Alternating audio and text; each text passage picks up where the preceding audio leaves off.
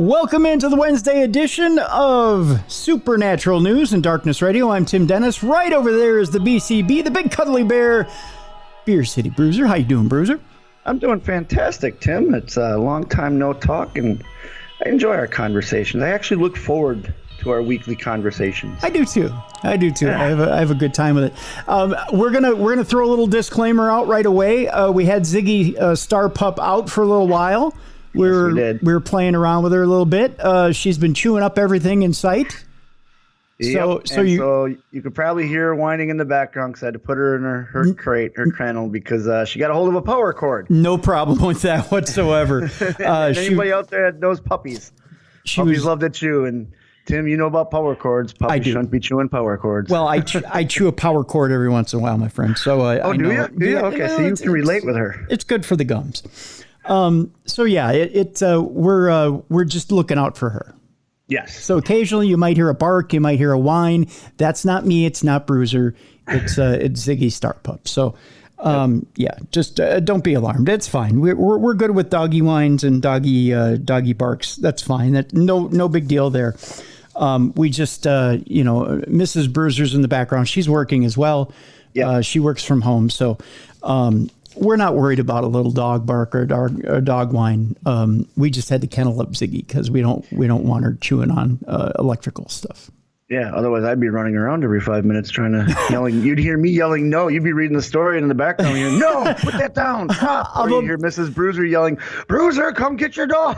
That'd be funny. That would be a funny version of Supernatural News. I would actually kind of enjoy that. I'm not going to lie. I got to tell folks, first of all, it's been kind of a rough week. We've had a couple of friends of the show pass away this week, so we want to dedicate the show, first of all, to them this week.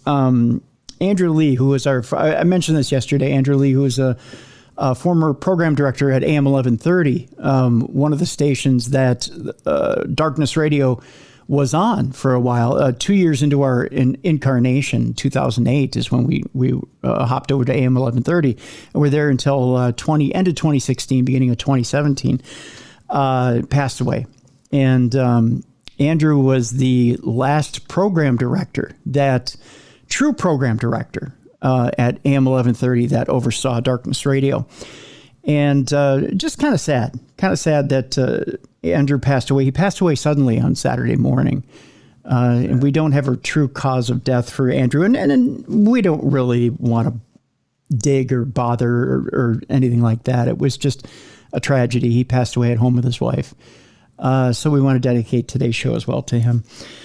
So it was with loved ones. Yes, he was. Yep. If it's a silver lining to it, he was with a loved one. Yes, exactly. And I think that's kind of how we all want to go. We want to be surrounded by our loved ones and our friends and loved ones, and we want to be with the ones we care about the most. So. Yes. Yeah. And Andrew lived a full life, a good life. He had a Minnesota beer cast that he did. So I know you'd like that, Bruiser. I do. He also did some ring announcing for Northern Lights Wrestling here in town. So, I mean, he had a lot of the same interests we have, beer and wrestling. So I figured I'd bring that up on the show with you here today. So I just wanted to, tip my cap one more time to Andrew. Yes, and I'm sorry for your loss. I know you guys were really good friends because you had a lot in common. Yeah. People don't understand program directors and on-air talent. You're talking all the time off the air because you got to come up with a program. Yeah. And not only that, there's air checks, which, God forbid you sit there and you try not to crap yourself when you're getting air checked. But Andrew was fair when it came to air checks, too. So, and he enjoyed the program. He was, I mentioned it yesterday, he was one of those program directors who, when he first saw that we were on the air, when he took over as program director of AM 1130, didn't know why we were on AM 1130. You had all these different news talk programs, and he looked at Darkness Radio, a paranormal program, and was wondering why we were on 5 days a week, along with Dr. Laura, Rush Limbaugh, Hannity, and said, you don't fit the format. Why are you on? And he said, do you actually think you're beating Dr. Laura? And he had said this to Dave. Do you actually think you're beating Dr. Laura in the ratings? And he said, well, let me just take a look. And he has a ratings program that he looks at on his computer. He looks it up and he goes, oh, sure enough, you're beating Dr. Laura in that time slot. And so, and it turns out we were neck and neck with the morning show for many years. So he realized the value of Darkness Radio. And even at a time when there was no iHeartRadio app, even at a time when there was not a place for them to focus on not podcasting, but streaming. Streaming was their first focus, and then podcasting. It was corporate's vision to start focusing on the other side of radio, which would be the computer side of things, or the PC side of things, or your mobile device, or streaming. Streaming was the first thing, and then podcasting. So they started to look at it, but they didn't quite know how to monetize it. They were just looking for downloads. They wanted to see what the monthly downloads were.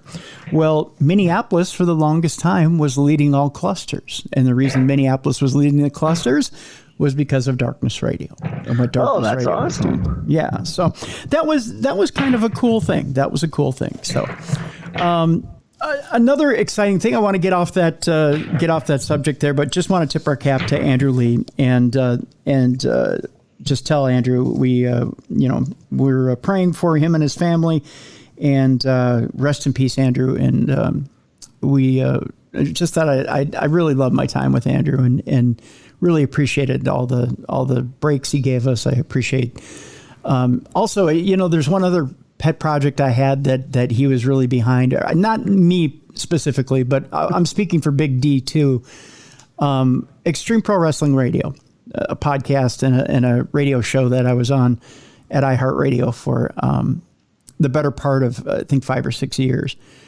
And he was really behind that as well, and got us some amazing things with Extreme Pro Wrestling Radio. So I had the chance to meet, interview, and really talk to some people that I grew up watching on television, admiring, and I got to work with, Animal from the Road Warriors.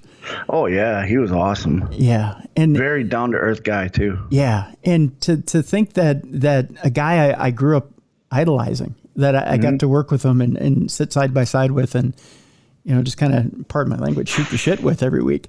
That was something, and the fact that Andrew championed that show.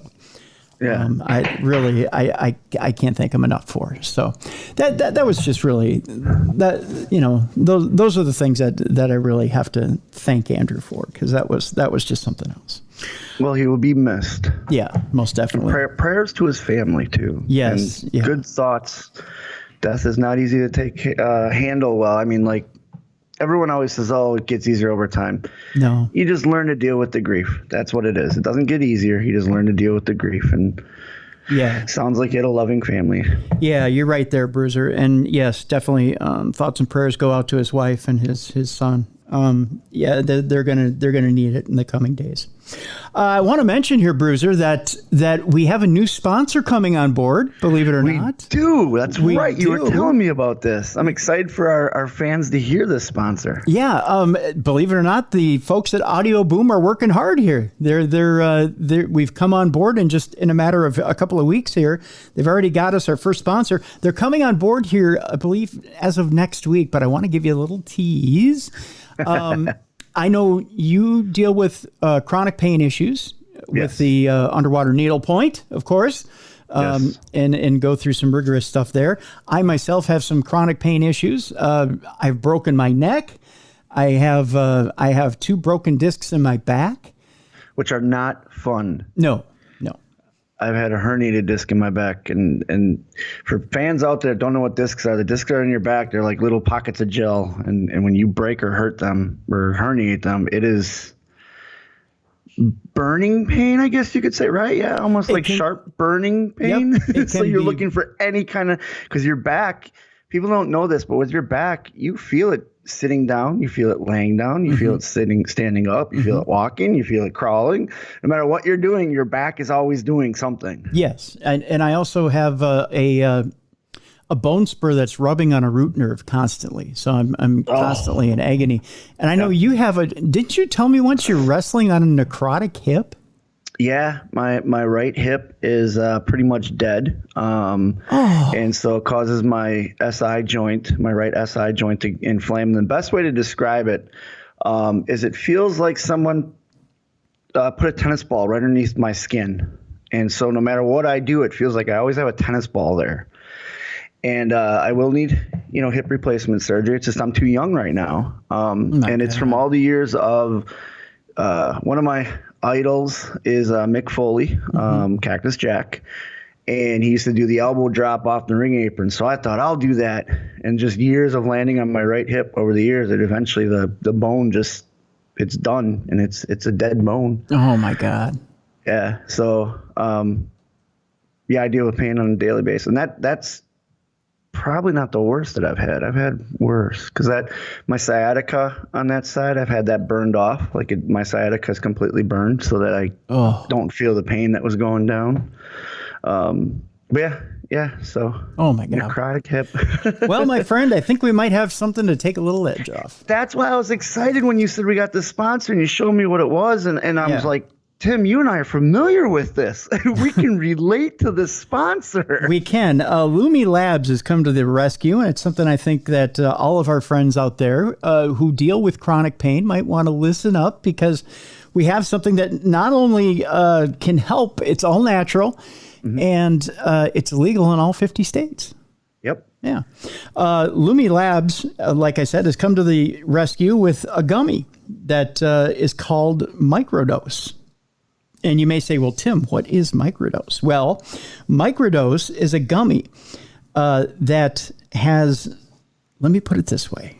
If you've tried CBD before, if you've tried a hemp gummy before, you've noticed that it helps, but maybe it doesn't quite get you there. Right. This gummy has a little bit, just a tiny bit of THC, just enough that it's within the legal limit. Of what the government will allow. In fact, it's less than 0.3% THC. I want to make sure I get that number correct. 0.3% THC. So the gummies that we have are organic, infused with real fruit, vegan-friendly, gluten-free. That's important, especially for people with gluten allergies, and made with lots of love. That's important too. You want to make sure they're made with. You want to have love. Yeah. They're also not your typical CBD hemp gummy. Fundamentally, what makes the gummies unique is that they contain more THC than other hemp gummies, but less than the maximum allowed by federal law.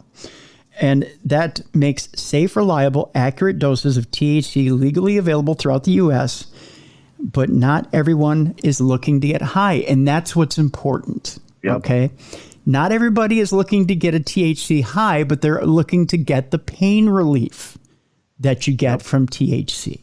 And that's what's important about Microdose. So we'll be telling you a little bit more about Microdose in the coming weeks. Here on the program. I love that they do that, because you're familiar with this, Tim, too. Sometimes with pain medication, you get real lethargic and real tired. And, if you have a day planned and you take that, and then even with some CBD products and stuff, you get a little tired and stuff. This stuff, you're not going to get tired. You're not going to get hooked on it. It's just going to feel good. You're going to relieve all that pain. Yeah, exactly. So we'll tell you a little bit more about Microdose in the coming weeks.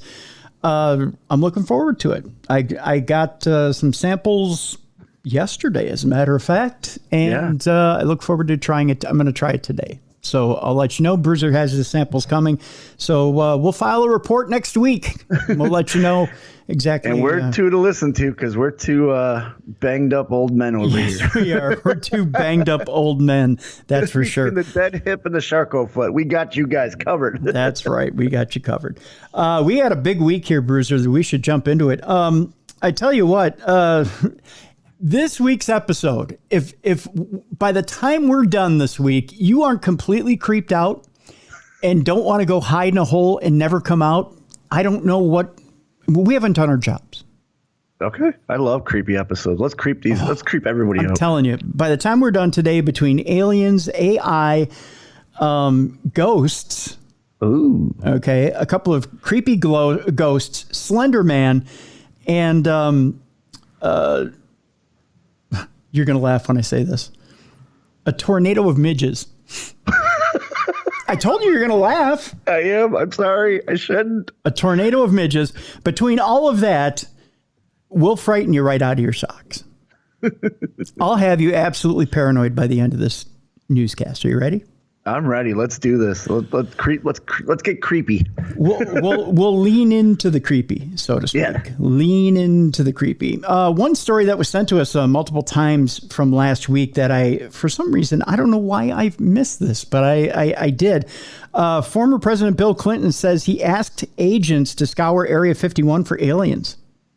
Oh, so he knew something that we don't know. Mm-hmm. You know, presidents have been denying for, well, I guess over the last 25 to 30 years that they have found anything at Area 51. There was actually a story that I saw that I clicked on, but I don't have it in front of me here, that says that President Trump was more than aware that aliens were among us or basically coming to our planet. Well, since they formed that committee, the president has to know now. You know, because they formed that committee for the UAPs and stuff, which just proves that all presidents before this president should have known. See, I think he formed Space Force because he knew.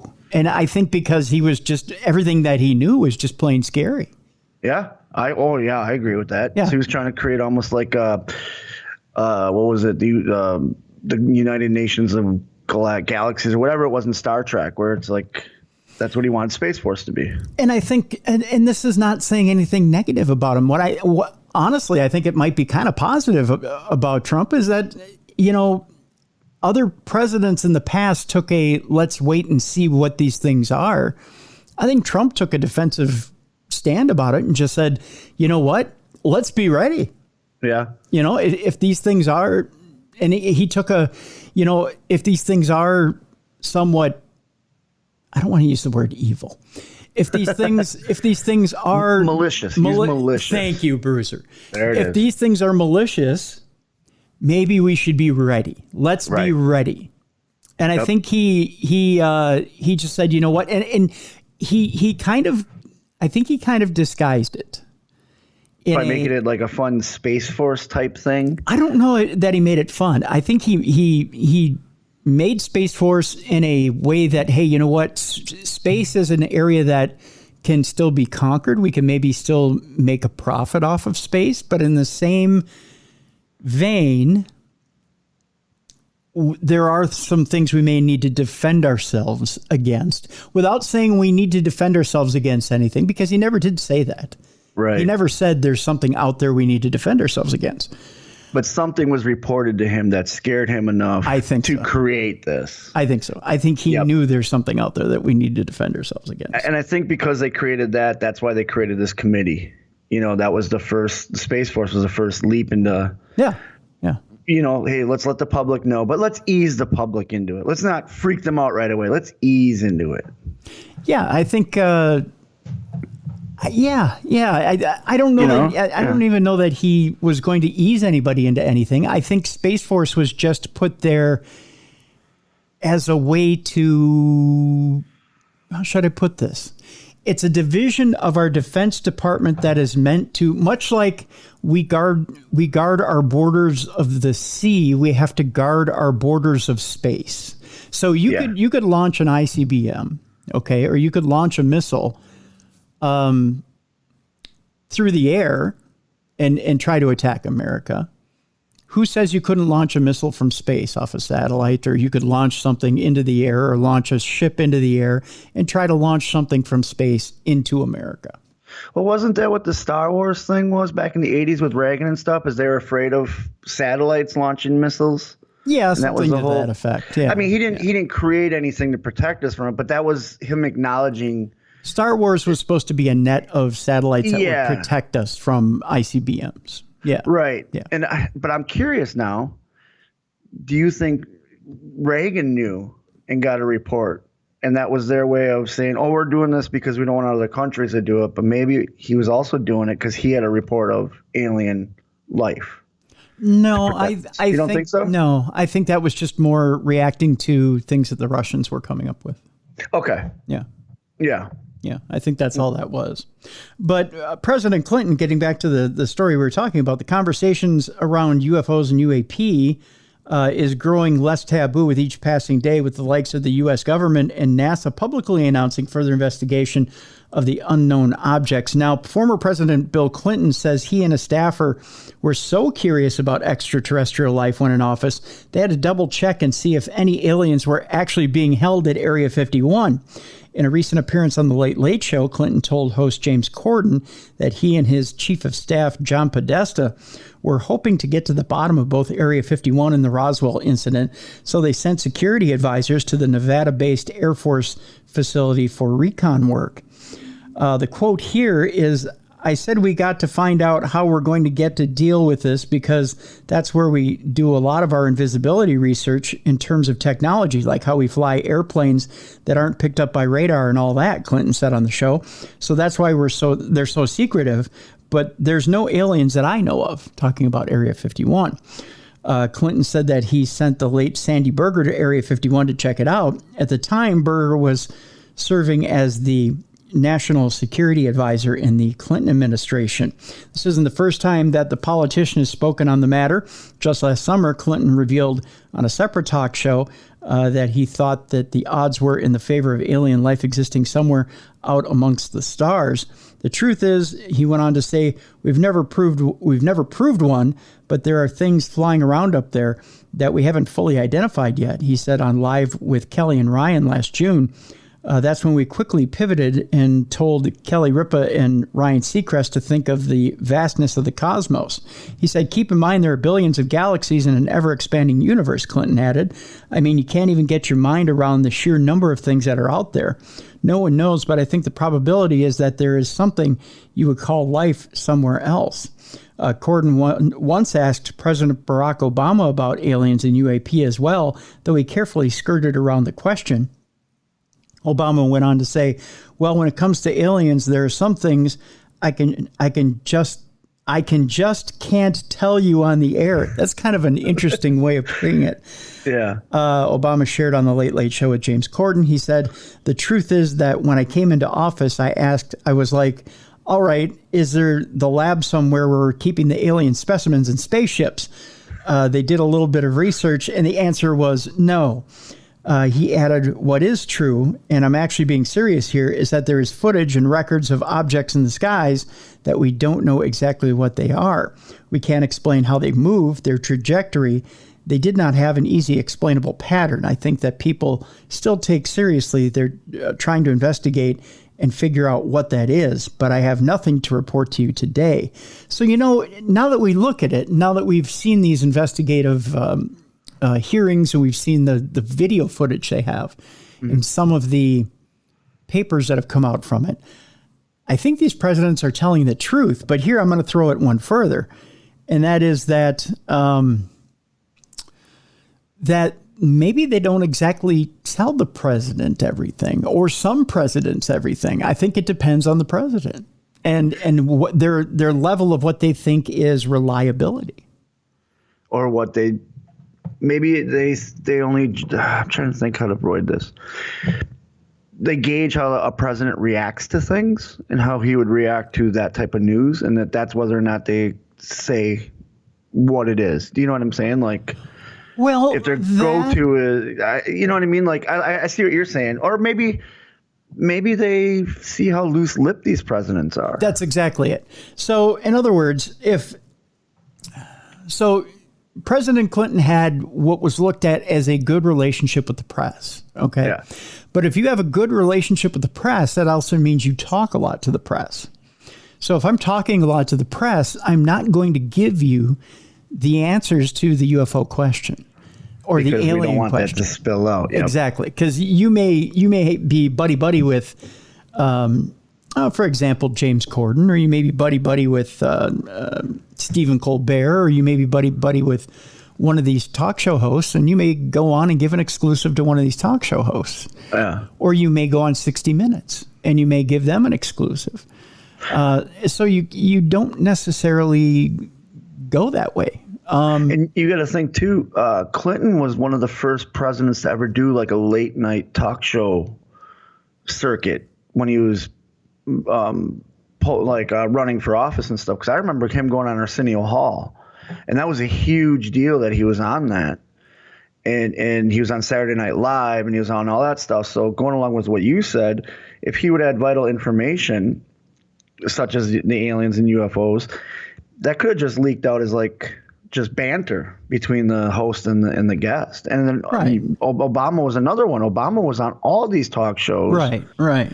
You know, he was on Regis. He was on Good Morning America. He was on all that. So again, I think I'm agreeing with you. I think you're right. They gauge how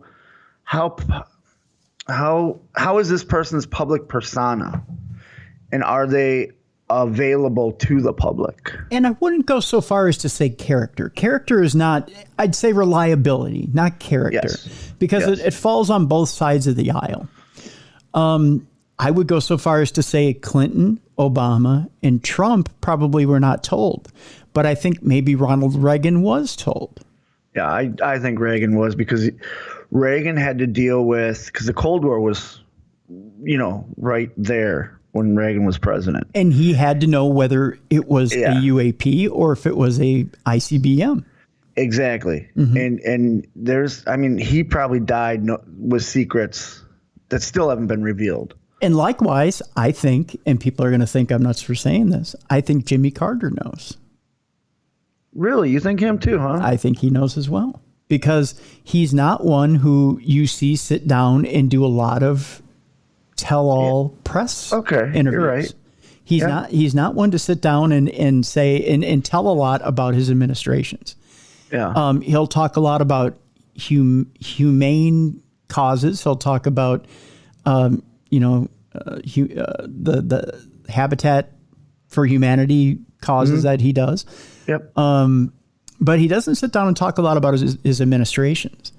No, he's a lot about charity work, especially post-presidential run. Right. It's all about the charity for him. Likewise, I think George Bush Sr., not Jr., I think he knew because he was in the CIA. Okay. I think he knew. But no, was he Clinton's vice president? No, he was Reagan's vice president. Okay, so there you go. He was Reagan's vice president. Like you said, he was in the CIA. So he was right there with the whole Cold War and all that. Yeah, so I think he knew as well. But I think his son didn't know. HW. No. HW did not know. No, and I don't think there's something, and you might say that, well, how would one president know and not another president, especially if they're father and son? I just think that there are some things that Senior didn't share with HW. And you got to think too, like parents out there, you don't share everything with your kids, especially when they're older. Yeah. Especially, and kids usually don't share everything with their parents either, but when you're older, and I'm sure that, and I'm pretty sure HW understood too, like, hey. But keep in mind too, that a lot of Senior's advisors, a lot of Senior's political staff ended up going to HW's staff and ended up becoming HW's advisors too. A lot of his administration and staff came from his father's administration and staff. So they could have known, and they could have handled it without HW knowing. Right. So you also got to factor in two wives, I think, because Michelle Obama was very sociable and very, I don't want to say attainable, but open to interviews. You know what I mean? I don't know if the wives have anything to do with it. You see, because I hate to use the word pillow talk, but you know how it is. You get home from work, or you lay down in bed and your wife goes, honey, how was your day? And you just start talking. Mm-hmm. You know what I mean? I'm pretty sure some of the presidents had to have talked something with their wives. That may fall into reliability, though. Okay. The pillow talk thing falls into reliability. Who can you trust? Who talks to who who can hold their water. Okay.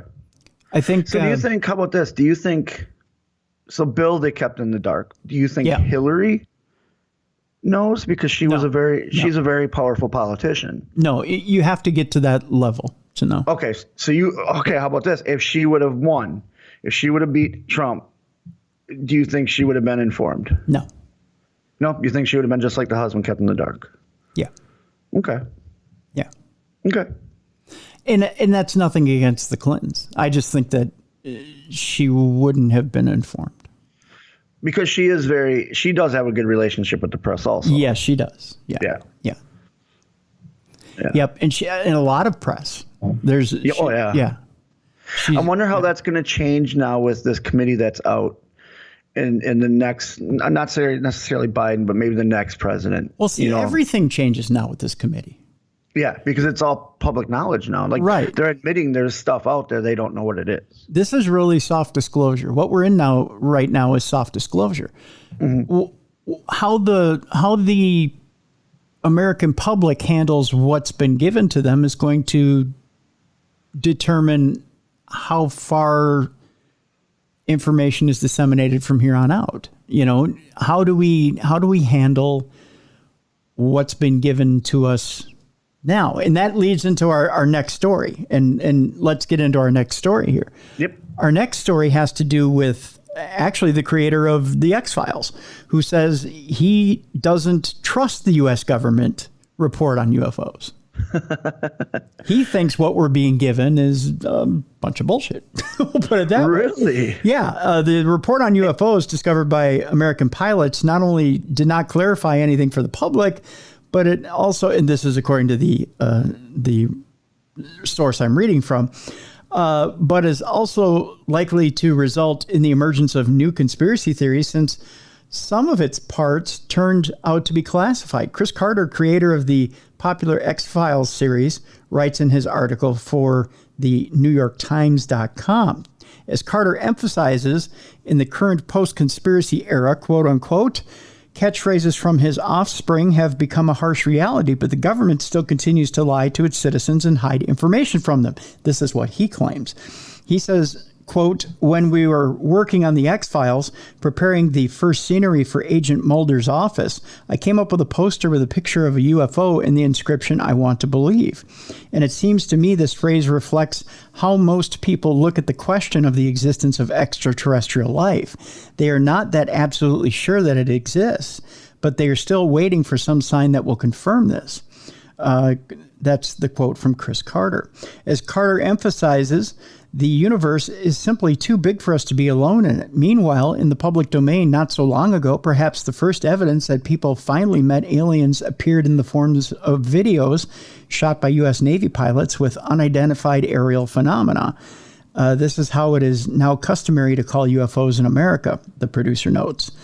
And last Friday, a government-organized study of collected materials about unknown objects was presented in the U.S. Congress, the author recalls. Chris Carter writes, we were promised answers, as always.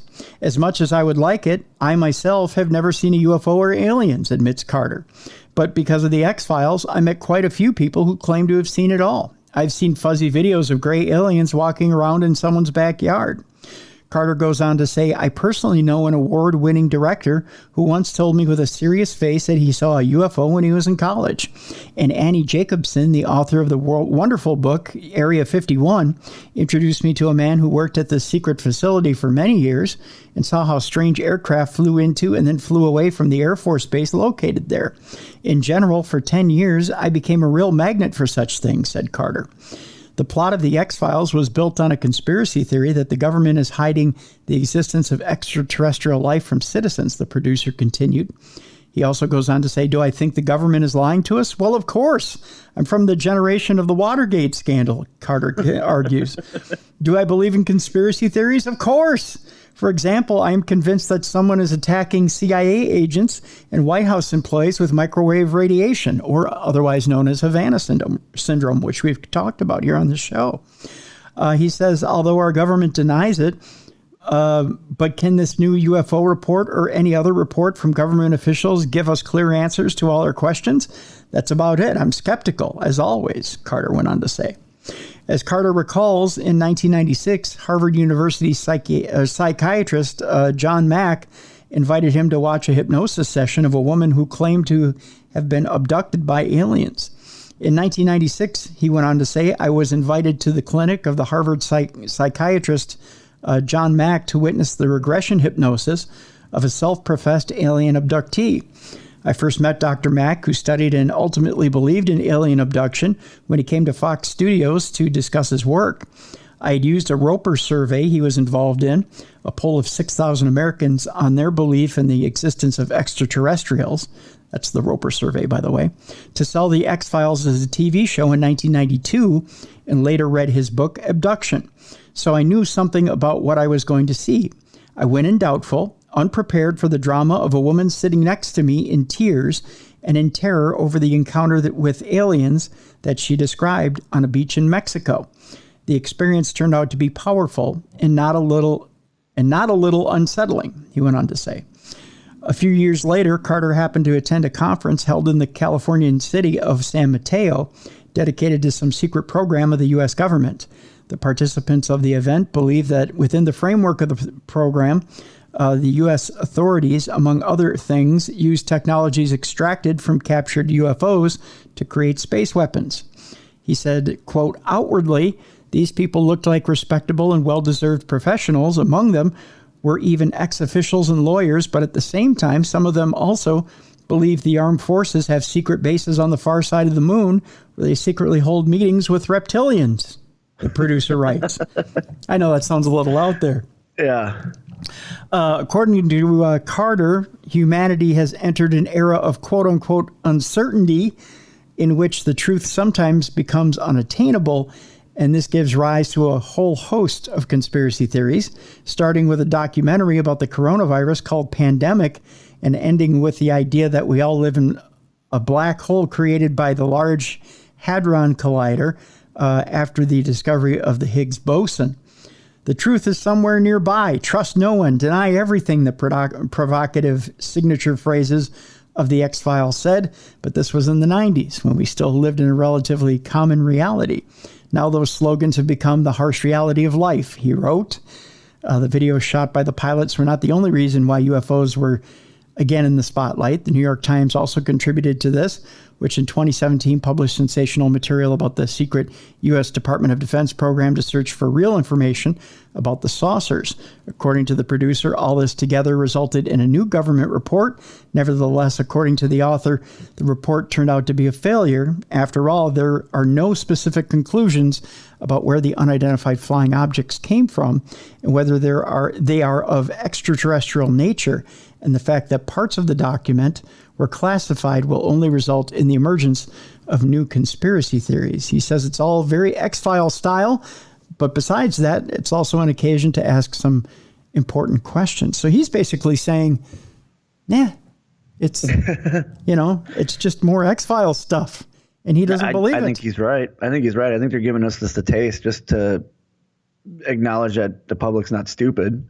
There's all these reports. We have to acknowledge there's these reports. I had to giggle at the reptilian thing, though, because that's my wife's favorite conspiracy theory. Really? The lizard people. Yeah, she gets a kick out of that. And I think there's always going to be conspiracy theories. No matter what happens in this world, there's always going to be a conspiracy theory. It's true. You're right about that. There's, one of my favorite things, and I've said this too when I've done my talks, are conspiracy theory, and I do a conspiracy theory talk, and I find them fascinating as well. Mm-hmm. Because the mind wants to fill in what it can't comprehend. Exactly. And we need to finish the story. We have an overwhelming need to finish the story.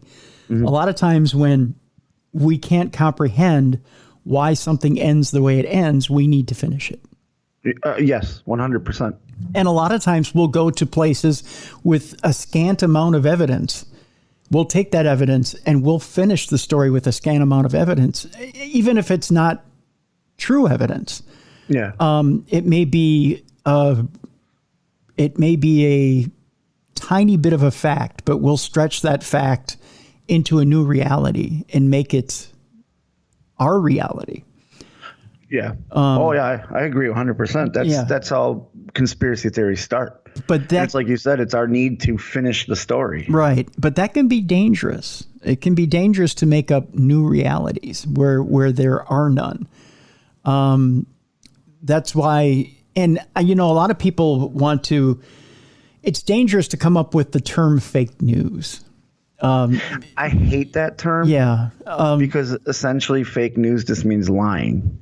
Yeah. And it's, and because if you could be telling 100% the truth, I could tell you, Tim, the sky is blue, and which is 100% factual.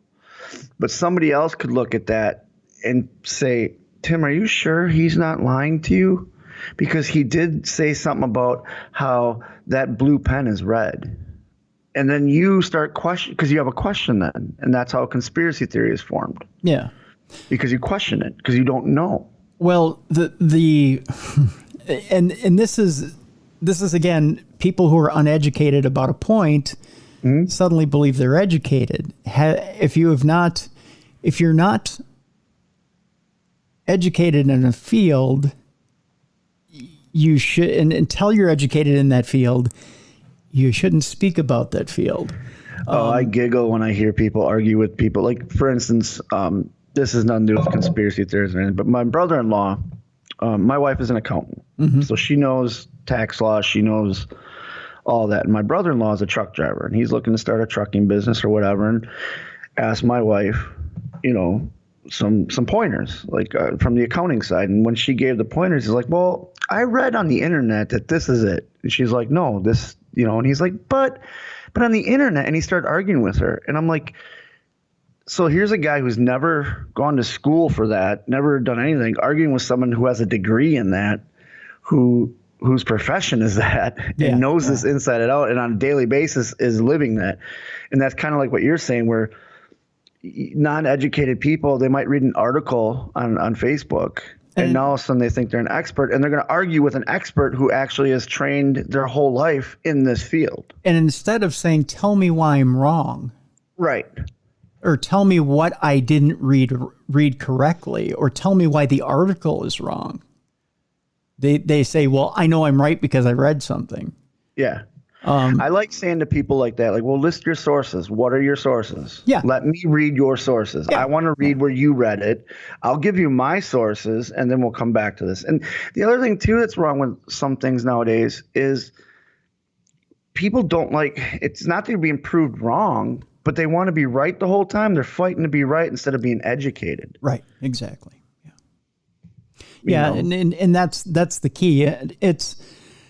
We want to believe what we read. That's the thing. And there's a difference between journalists who do what they do as a profession, who have been professionally trained, who know to find 3 credible sources and then report from those 3 credible sources and give you accurate information, and somebody who throws up an article on the internet. There's a difference. And it's really easy to find out which is which. Yeah. And anybody but people don't want to do the research. People don't want to do that research. Right. It's really easy to do. Yeah. Anybody can do it. Anybody with any level of intelligence can do it.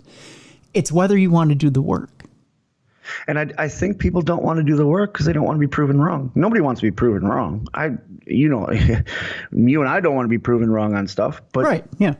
Not everybody's right all the time. And doing that research, there's that saying, it's better to be viewed as an idiot than opening up your mouth and proving you are one.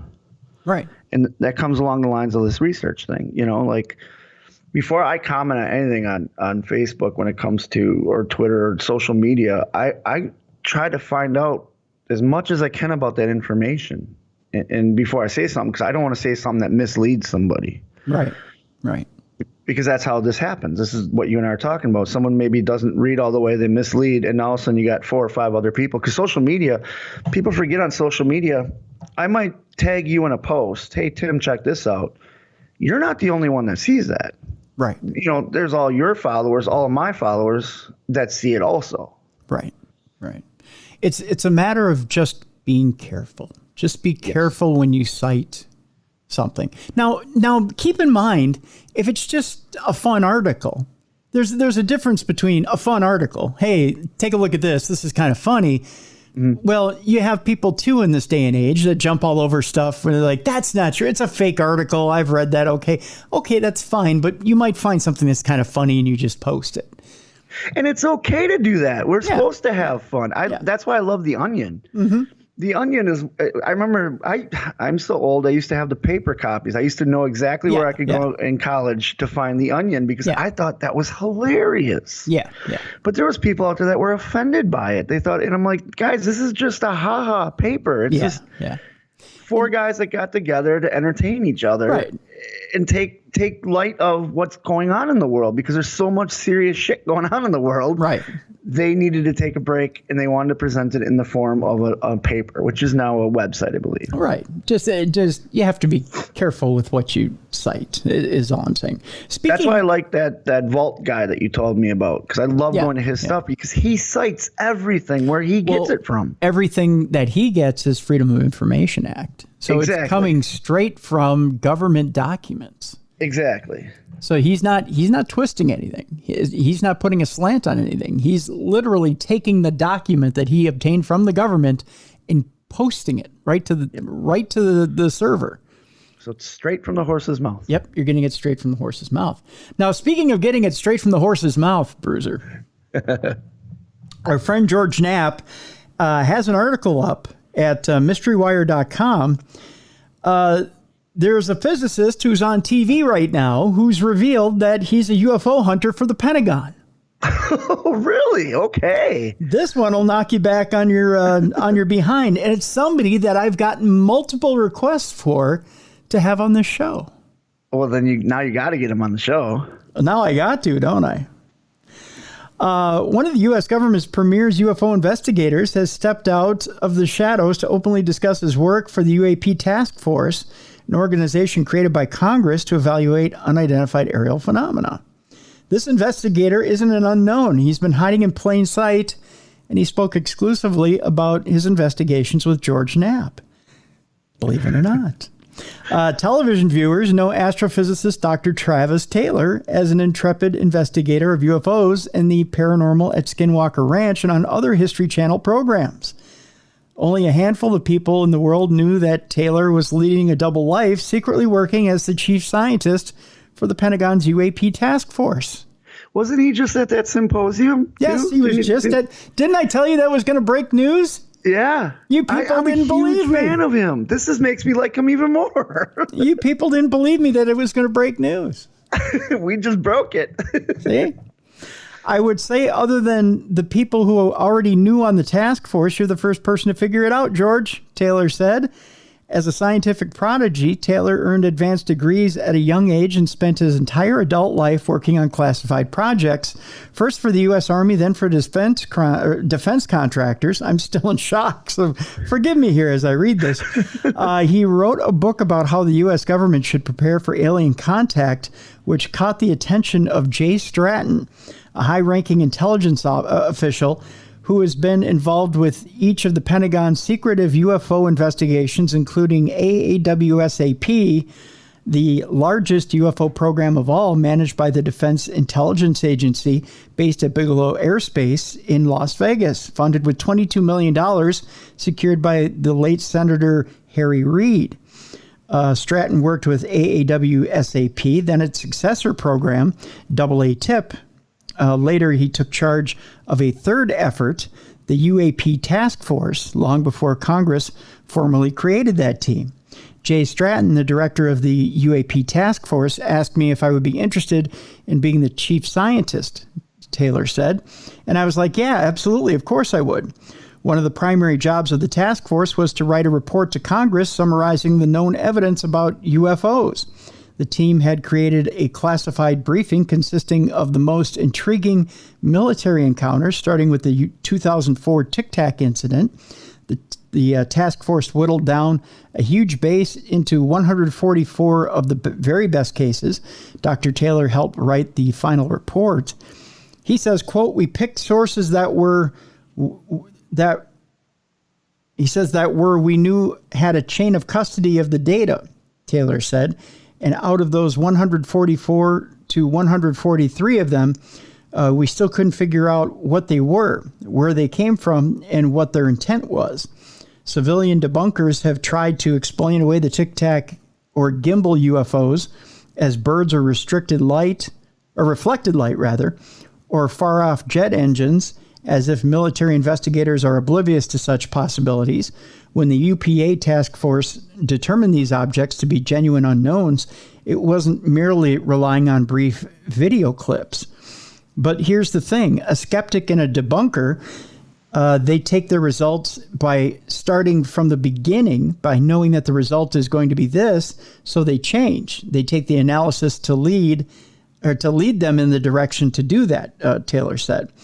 The data that we had in many cases, there was more of it than what the general public has and what was released. And so when we say that we had a thing that was from multiple sensors, and it told us multiple things, and we also had eyewitness accounts, audio information, and so on, he said. Taylor and the task force spent 3 years analyzing the 144 incidents, including dozens of bizarre objects that buzzed multiple Navy ships in 2019. One of them were spheres that swarmed and kept pace with the warships. Others appeared as greenish pyramids. Wild. Task force members were stunned to hear a Navy official tell a congressional hearing last month all of these were drones, as if the mystery had been solved. Someone had to disregard the work of the task force to make that claim. We had a lot of sensor data on some of them that we couldn't determine what they are. I mean, it's as if our near peers doing it. If it's our near peers doing it, that's scary, he said. Some of this is written kind of weird. Yeah, that didn't make sense. There's some of our near peers. If it's our near peers doing it, that's scary. So if it's our peers that are near to us, in other words, our peers that are on our same level, our near peers doing it, that's scary. The ones that we're looking to measure the information. So the baseline or whatever. Yeah. He says that's scary. But at the same time, we also never found any evidence that it was our near peers doing it. So we never found out that they're the ones that were debunking this or saying that it was drones. Okay. The drone conclusion was reached after the UAP task force was done and before the new UFO program, AIMSOG, ever started. So who did it? Dr. Taylor went into much greater detail about why the drone scenario falls far short of explaining the 2019 UFO encounters, and also why so many UFO videos appear to be fuzzy. Interesting. That is. And he's a great scientist. I've been familiar with him because of the Skinwalker Ranch stuff, and watching the tests that he does, it's like, wow, okay, yeah, he knows his stuff. You know? Okay, so here's the thing. So Dr. Taylor comes out and says, I'm a UFO hunter for the Pentagon. We had Carolyn Corey on the show. Uh-huh. You remember I told you about that movie, right? Yep. And how incredible that movie was that we featured on the show. And the name escapes me now. A Tear in the Sky. Okay, yeah. Yep. The movie A Tear in the Sky. So Dr. Taylor is in that movie. Yeah, I was going to say, he's in that. He's one of the scientists in it. Well, okay, so she brings him in halfway through. Okay. But he sees, when he takes a look around, now keep in mind, he's also, he's in the Skinwalker show. He's doing the different, I'm putting a bunch of things together in my head as we're talking. I'm spitballing here. You're kicking yourself because you didn't figure it out, right? Yeah, that he was part of the task force for the Pentagon. Right. Well, not just that he's a UFO hunter, or he's basically proving that all this stuff exists. So he's conducting these experiments on Skinwalker Ranch, trying to prove that all this stuff exists. But at the same time, he shows up on A Tear in the Sky. He sees all this technology. He sees these Tic Tacs coming out of this portal. And I'm sorry if you guys haven't seen it yet. If you haven't, you need to see A Terror in the Sky, because I think I just, spoiler alert, I think I just spoiler alert, something happens. I think I just gave you the end of the movie. But he sees all these Tic Tacs, okay? And he sees all this phenomena happening. He's collecting all this stuff, so he knows it's there. No, but what's he doing with it? Yeah, that's what I'm curious. What is he doing with it? And do the producers and director of the movie did they know he was going to do whatever he did with the information? Right. Exactly. That's what I'm getting around to. Do they know he's bringing it back to the government, or or what's being done with it? So does he go back to the government and does he say, "Okay, I'm on this movie set and you should have seen the shit I just saw"? And does he document it? You think he'd have to, being a part of being recognized as a government employee and an official, you'd think you have to report that, especially since it goes along with what he's investigating. Okay, so now I got to get him on the show. Now I got to get him on the show. Definitely. Now we got to find out what's up with this guy. And you know what else too? He did that symposium. Do you think the government knew he was? They have to. Yeah, but like anybody that went to that symposium or watched it on Facebook Live or stuff, they need to realize now you just had an official government agent. I don't want to say agent, but someone that was officially assigned. He's working with the government. Exactly. Someone that was hired by the government to figure this stuff out. And folks, you got to hear him speak on these videos. I'm not saying this is a bad thing. It's not a bad thing. It's a good thing. Yes. What I'm saying is that the government knows that the stuff is out there. So they actively have an agent out there collecting the stuff. Yeah. And they're actively looking into it. So they know. They have boots on the ground. So is Skinwalker Ranch then being investigated by the government technically, because they have to be. They have to. You know what I mean? Yeah. Because according to the show and according to the landowner and all that, it's all privately funded by him because he's a self-made billionaire and all that, and he bought the ranch because of the history and stuff. That's the whole story behind the show. Well, if you've been watching the show or been looking into it, there's more and more black helicopters flying overhead. Why are these exactly? Okay, so if those black helicopters are flying overhead, Travis has to know why they're flying overhead. Yeah, exactly. This is a conspiracy theory if we've ever heard one. You know what I mean? That's why we got to get this guy on the show. He's got to know what they're doing overhead. Because he's got some really good data from the Skinwalker Ranch show. They've got really good data. They've got to be sharing it. And then the movie here, The Terror in the Sky, has really good data and really good evidence. And they've got to be sharing it. The government's got to know all this stuff. There's got to be a sharing program going on. Yeah, there just has to be. I'm surprised the government allows him to be as public as he is. Because he didn't I'm not. No, you think it's they're like, no, go do these shows, go do the movies, go do the teaching, go to the seminars, go to the symposiums. You think so, huh? Yeah. Because then they get more information back from him. And this is why, Bruiser. I'll tell you why. Because Dr. Taylor he's a very amiable guy, very nice guy.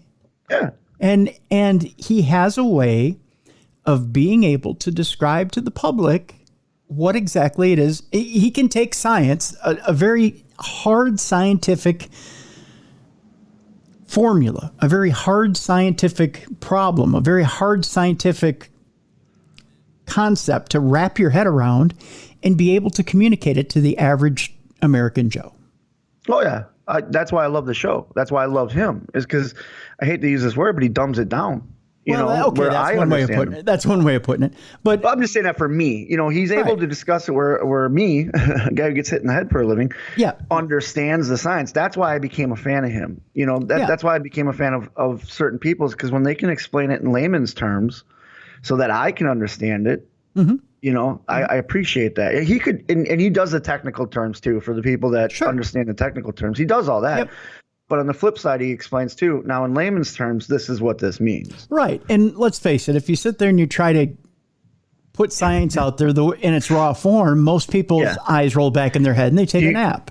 Do you think he does it in layman's terms because he has to deal with the government on a regular basis? Well, that's part of it too. Yeah, I mean, most congressmen, when you try to tell them things in science terms, or you try to put raw science out there, their heads roll back in their head, and or their eyes roll back in their head, and they take a nap too. Yeah. I mean, I think that's most of America. I think unless you have a passion for science, you go through a science talk, and 15 minutes in, your eyes roll back in your head and you take a nap. I'm curious who else that's with him as part of this task force that's out in the public. Well, I don't think that's for us to know. And no. You think it only came out that he did because Nori figured it out? That's why he came out and said yes. Not Nori. George Knapp. Sorry. Yeah. Sorry, wrong George. But you know what I mean? Like, you think he just admitted it because he figured it out and wanted to say, okay, good job, man. But it blew my mind when you said it. Sure. We'll go with that theory.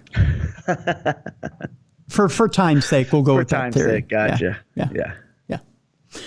You gotta work on getting him now. There's so many questions that we have for him. Sure.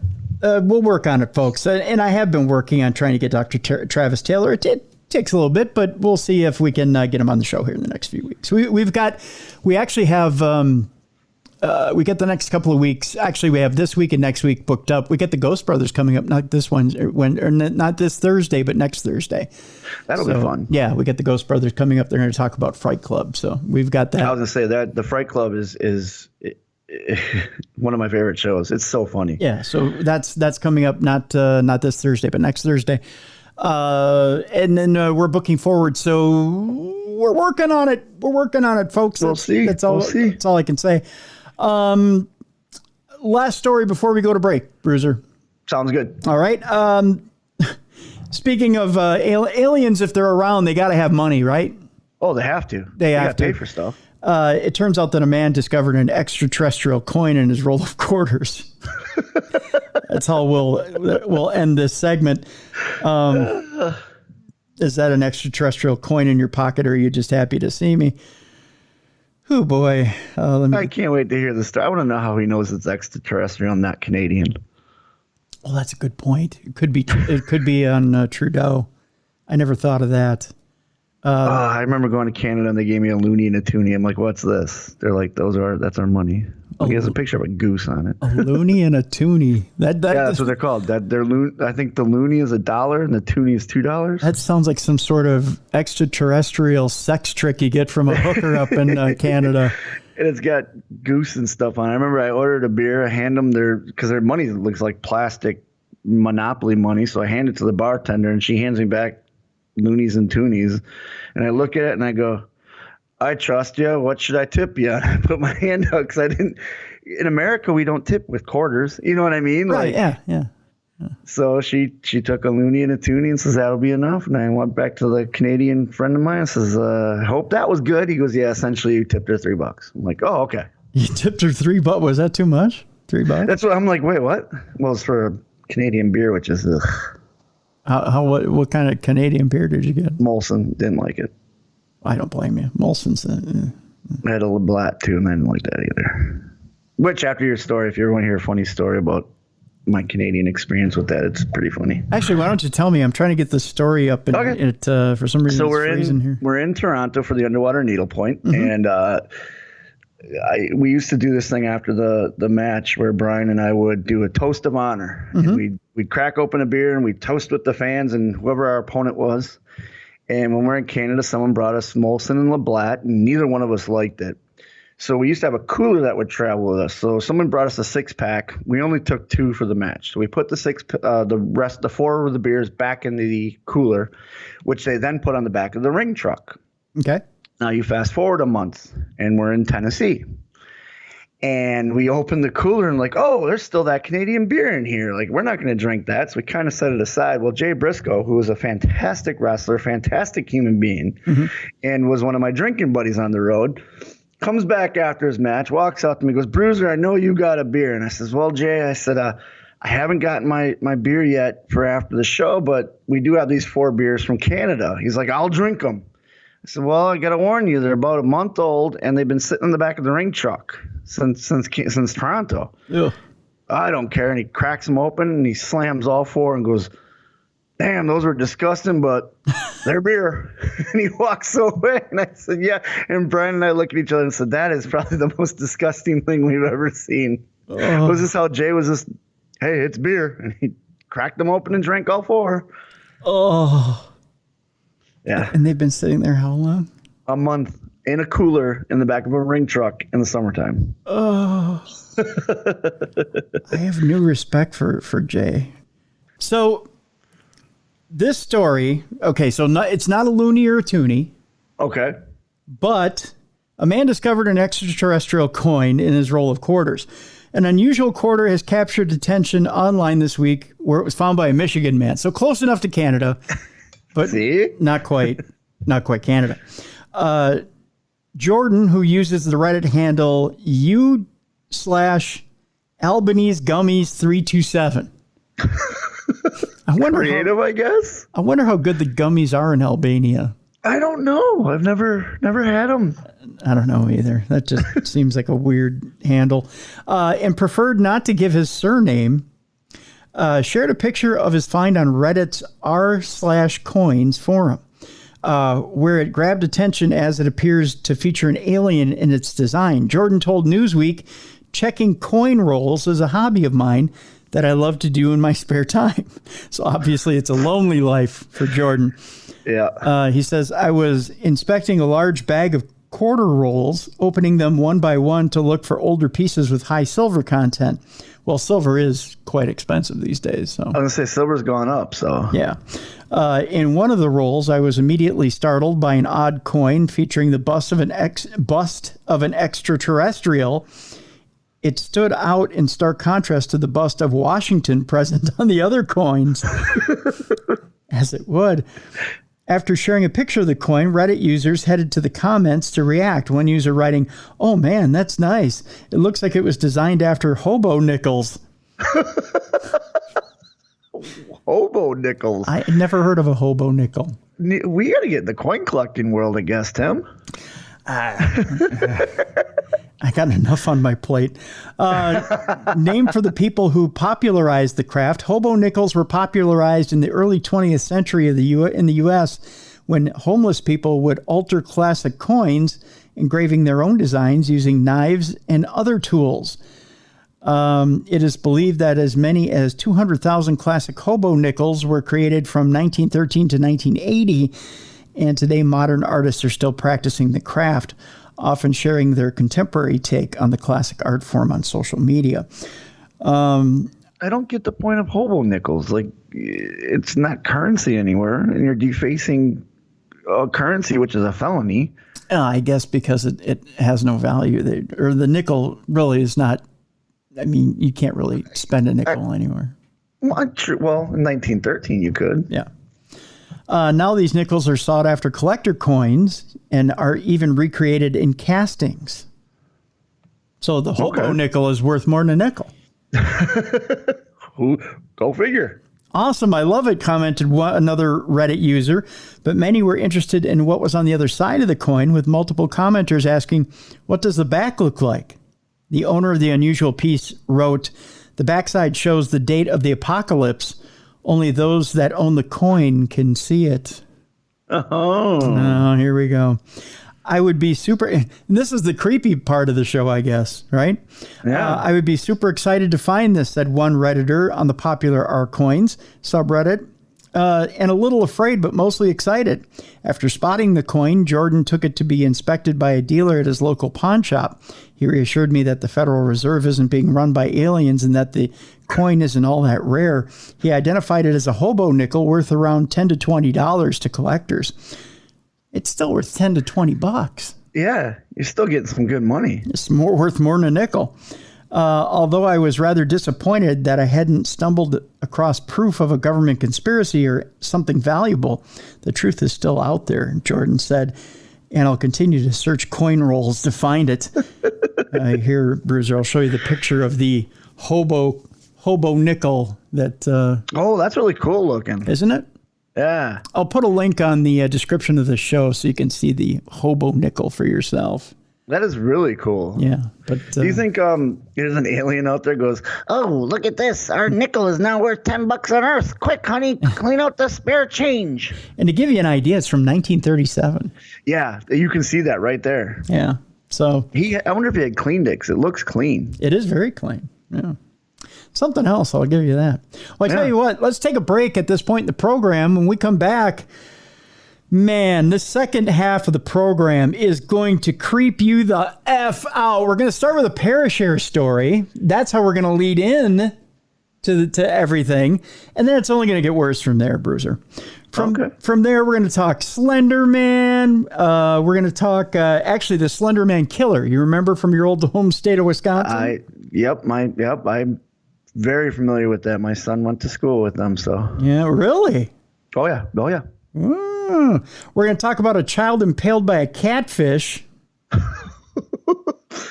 That brings a whole new meaning to catching catfish with your hands. Oh, you know what? I was going to talk about this mystery rocket. Should I tell you about that real quick before we go to break? Yeah, let's talk about mystery rockets. Let's see if I can get this story going here. Let's see. You know what? We'll talk about it after the break. There's a mystery rocket that showed up this week out of nowhere. That's a little creepy. We'll talk about the fact that, are you ready for this? This is the creepiest of all. We're going to get into AI. Oh, yeah. And later in the program, Alexa, I can't say it because she's nearby, will eventually be able to play the voices of your dead loved ones for you. Oh, that's just creepy. Isn't that nightmare fuel? Yeah, but it also could factor into a lot of good practical jokes. Couldn't it, though? That's coming up later in the program, Bruiser. I got goosebumps. That does creep me out. Didn't it? Right here. Can't you see it right there? Right there? Yeah, it's right there. Yeah. I saw that story and I cringed. Yeah. I'm telling you, man, this is one of the creepiest, and we're calling it the creepiest episode of Supernatural News ever.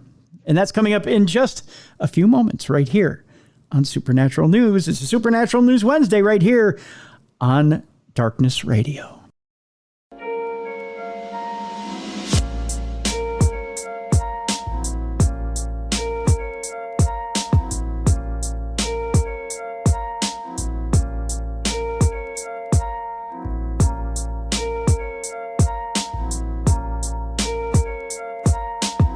Welcome back to the best in paranormal podcasting. This is Darkness Radio.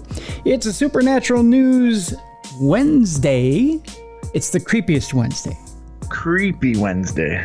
Very creepy Wednesday, Bruiser. We promised you the mystery rocket story first, so that's what we're going to do. We'll ease into this second half, and then we're going to go to a Parashare story that we have here. Okay. Mystery rocket crashes into the moon and leaves a baffling double crater. A double crater? A double crater from where it landed. Mystery rocket body crashed into the moon and left a double crater, which is an even bigger mystery to scientists. This means it wasn't your average rocket, NASA reported in a June 24th news release. So far, none of the Earth's space exploring nations have taken credit or blame for the crash. No one wants to be like, oh, yeah, that was us. Yeah, we put that thing there. Yeah, we did that. That was us, yeah.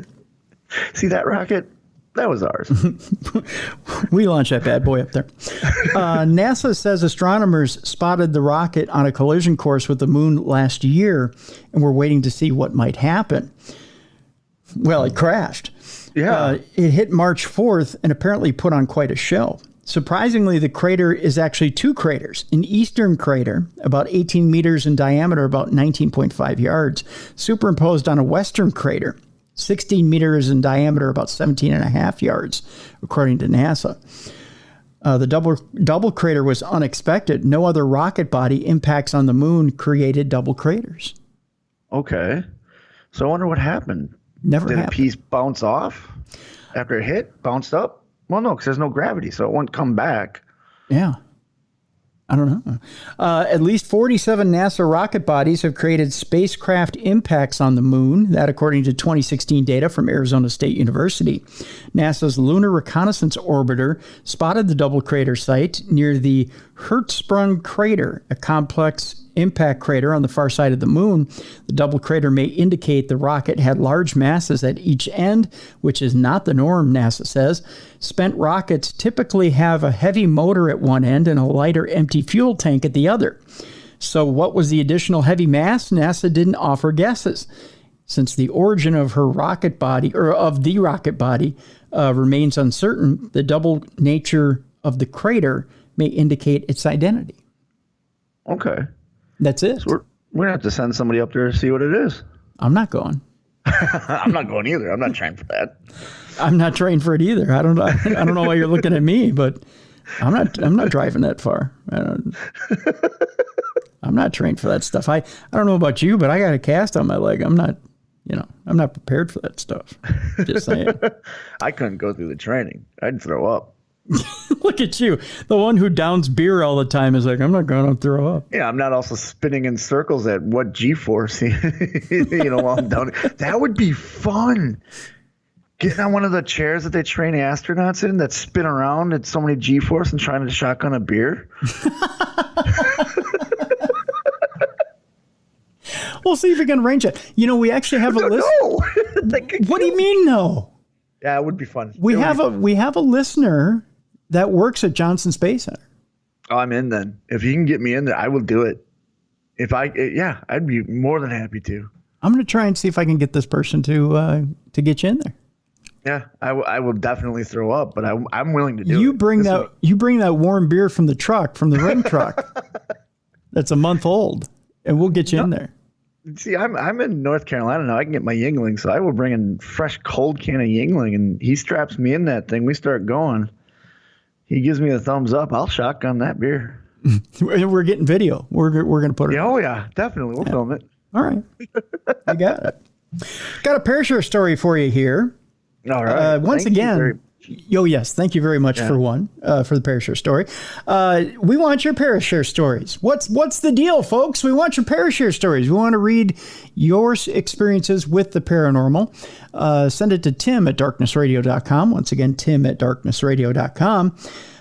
This one comes from Tom, otherwise known as Draven, and it has a YouTube equivalent. So we're going to put the link in the description of the show. Okay. So you're going to be able to see video along with this this story. Says Draven says, I first heard of, I keep thinking of Tommy Dreamer when I think of Draven. I think maybe they went to camp together and that there's a story along with this. I think of The Crow, Eric Draven. Oh, good one. Yeah. Says, I first heard of Darkness Radio on Talk as Jericho and have been a fan ever since. I even downloaded and listened to the last few episodes you guys had up at the time from the old radio show when you started on podcast 1.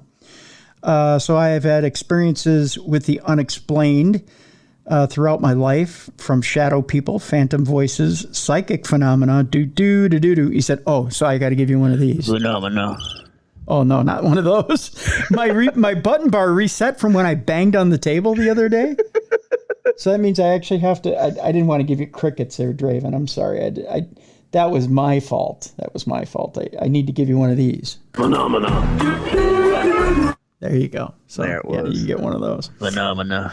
Yeah. So I've had experiences with the unexplained throughout my life, from shadow people, phantom voices, psychic phenomena, and seeing UAPs. If I were to sit down and write them out, I would have a decent sized book, but I'm writing to you guys about what experiences my family and I have been having in our current home. We've moved into our current home here in Fairfield, California 12 years ago, and my first experience was the morning after our first official night in the house. I was downstairs in the area where we have a wet bar. From where I was standing, I could see the 2 sets of stairs leading down to the level I was on. I was getting ready for work when out of the corner of my eye, I saw what I thought was our roommate at the time coming down the stairs and walk past me. When I said morning, I looked over to where I saw the shadow move to, and there was no one there.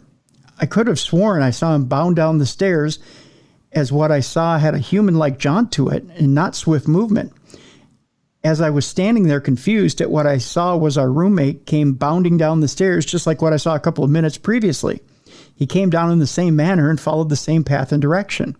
From that point on, we have had experiences with shadow figures in our home.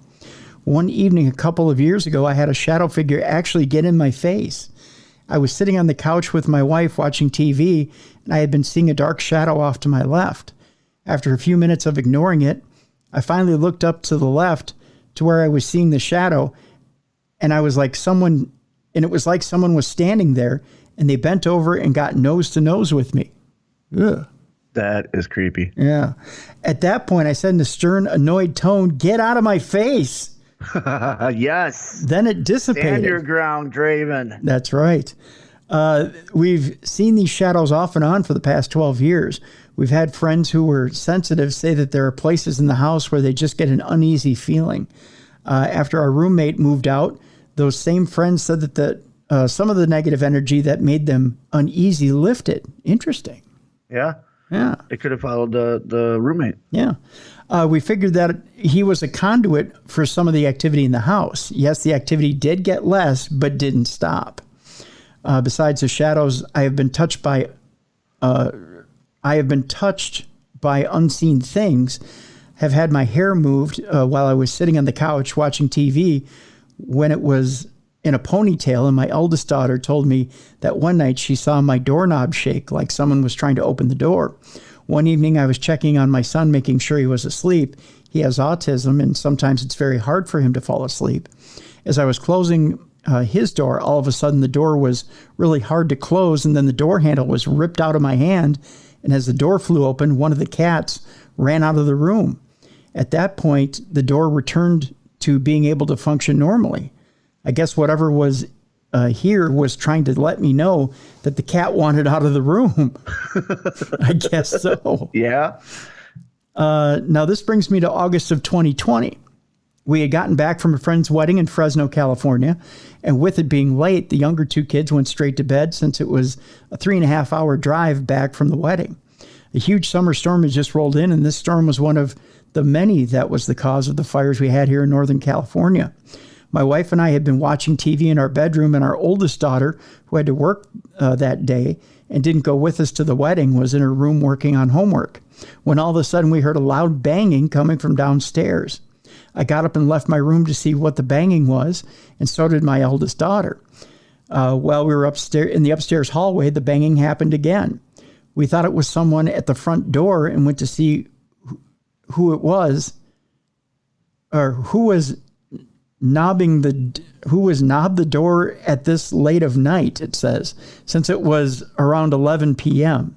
I think he meant knocking at the door. Yeah. When I opened the door, there was no one there. I called out just in case they left in the time it took for me to get to the door from upstairs, but no one answered. I went back upstairs and asked my daughter to look out her window to see if anyone was outside, since her bedroom window faces the front of the house. She saw no one. Then the banging happened again. This time it came from the side yard of our house, which is behind our fence. I raced down to the garage to where I can access the side yard, and no one was there.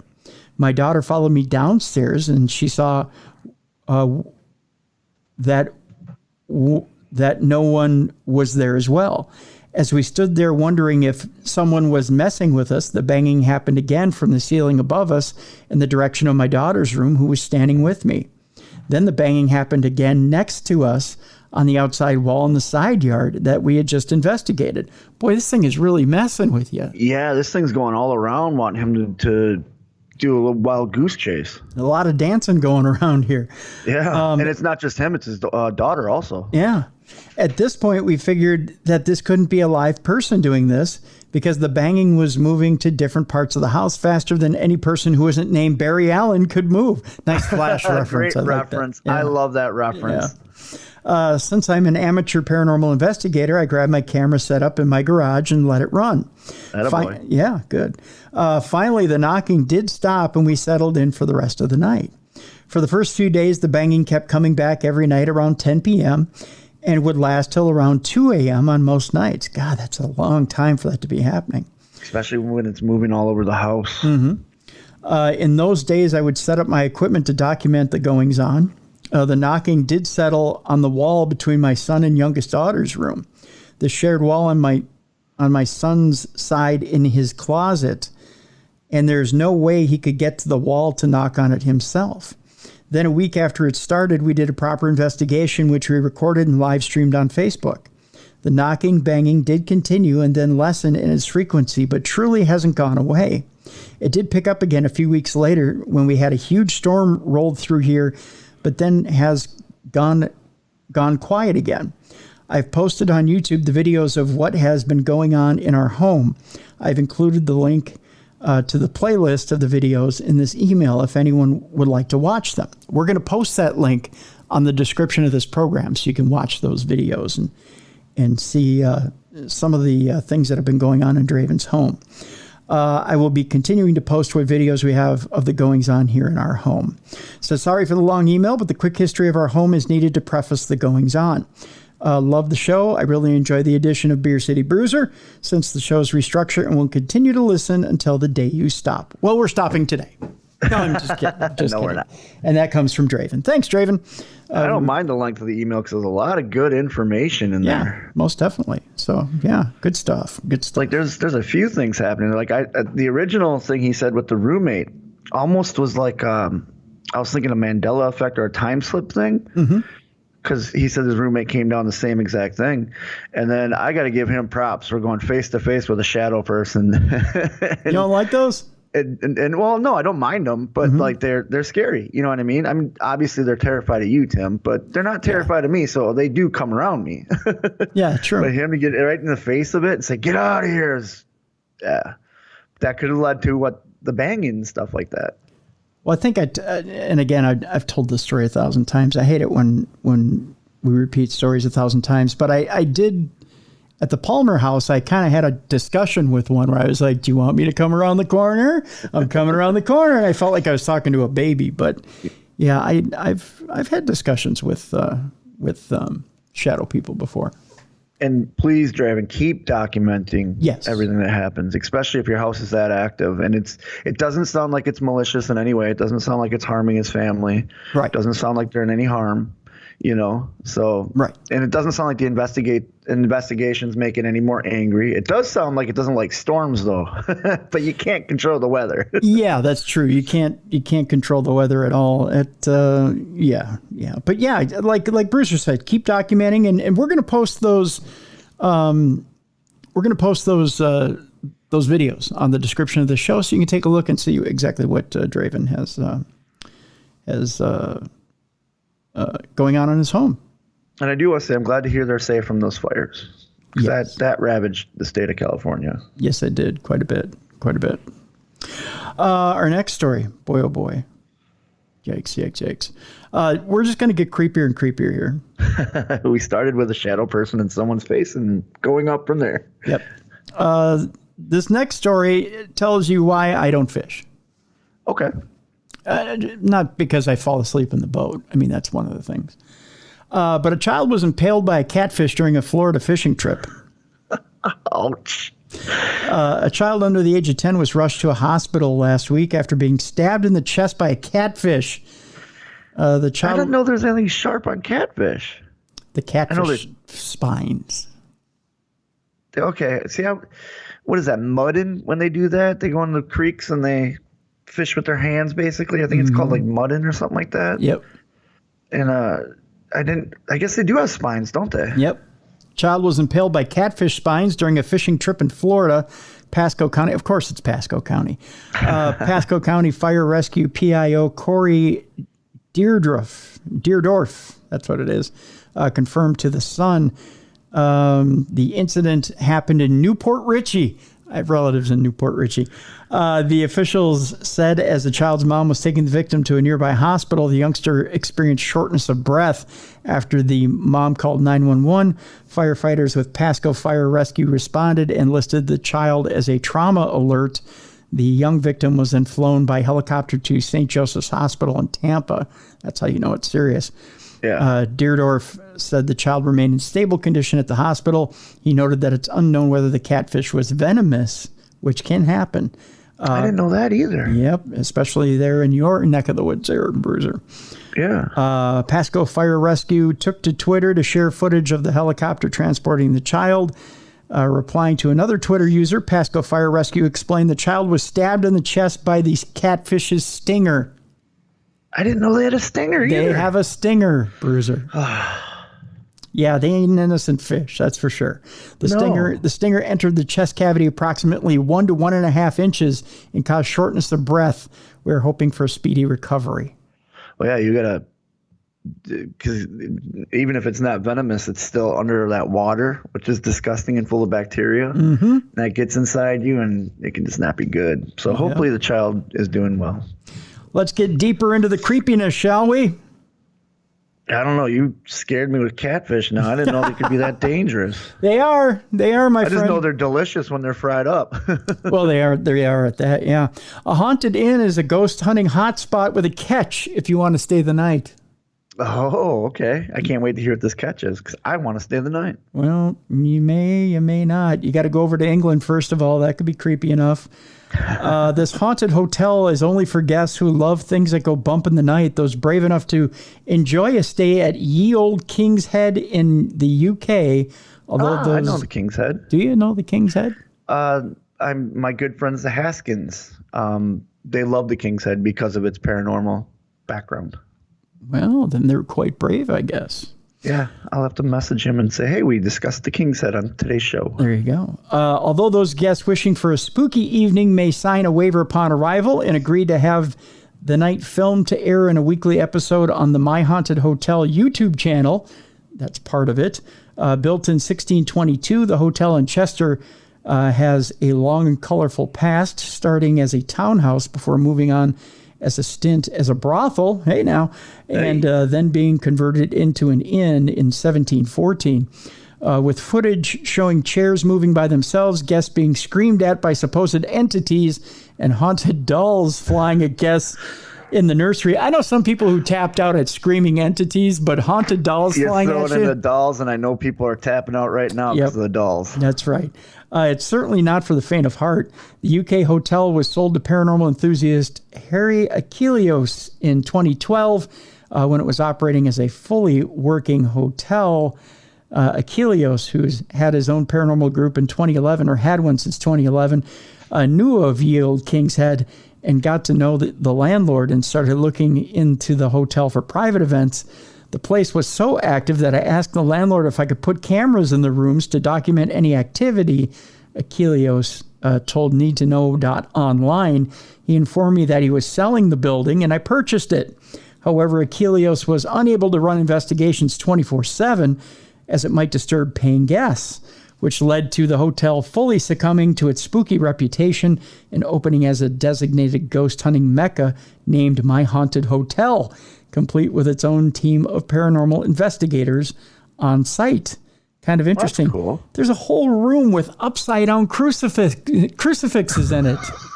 That is creepy. Did they purposely hang the crucifixes upside down? Yes.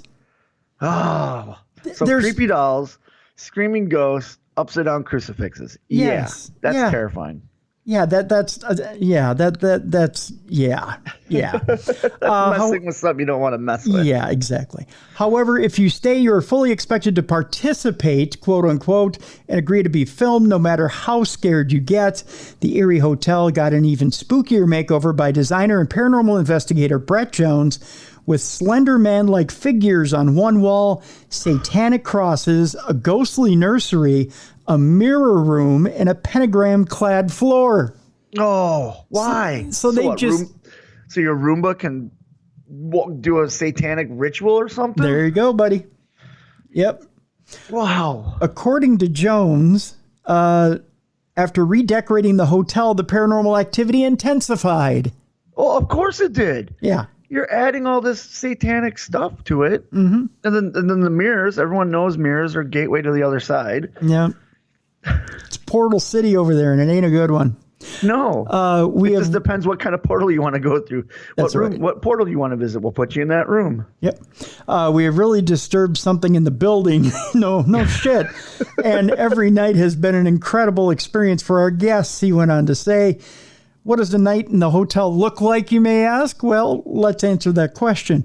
Brave guests who have booked a stay can check in at 8:30 p.m. Then they are fully briefed ahead of the investigation before going into their rooms. There are 16 cameras that monitor the entire location from the 6 bedrooms, the old brothel section, the top corridor, and even the cellars. Throughout the night, guests are contacted via radio by the My Haunted Hotel team, who oversee the entire investigation from the control room.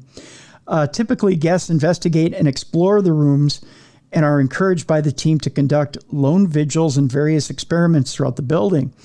Guests have the option to turn their rooms cameras off after 2 a.m. when the investigation ends, and checkout is the following day at 12:30 p.m. So they let you get a little bit of sleep if you can sleep. Yeah. But at that point, you probably pissed everything off. It's just going to keep you up. Exactly. Danny Moss, a paranormal investigation team member and also a star of the spooky series The Haunted Hunts, says they've captured everything from disembodied voices, footsteps, and even poltergeist activity. Our most famous capture so far was in room 6 with the rocking chair moving by itself at 3:28 p.m. on a Wednesday afternoon. He recalled before opening up about a particularly disturbing piece of the property's history. One of the biggest mysteries of the building is when it served as a brothel during the 17th century, he said. We believe that one of the ladies who worked there actually fell pregnant. How do you fall pregnant? Do you just trip and land on it? Or you slip and go, oops, sperm got in me, I'm pregnant. Yikes. Which, of course, was forbidden.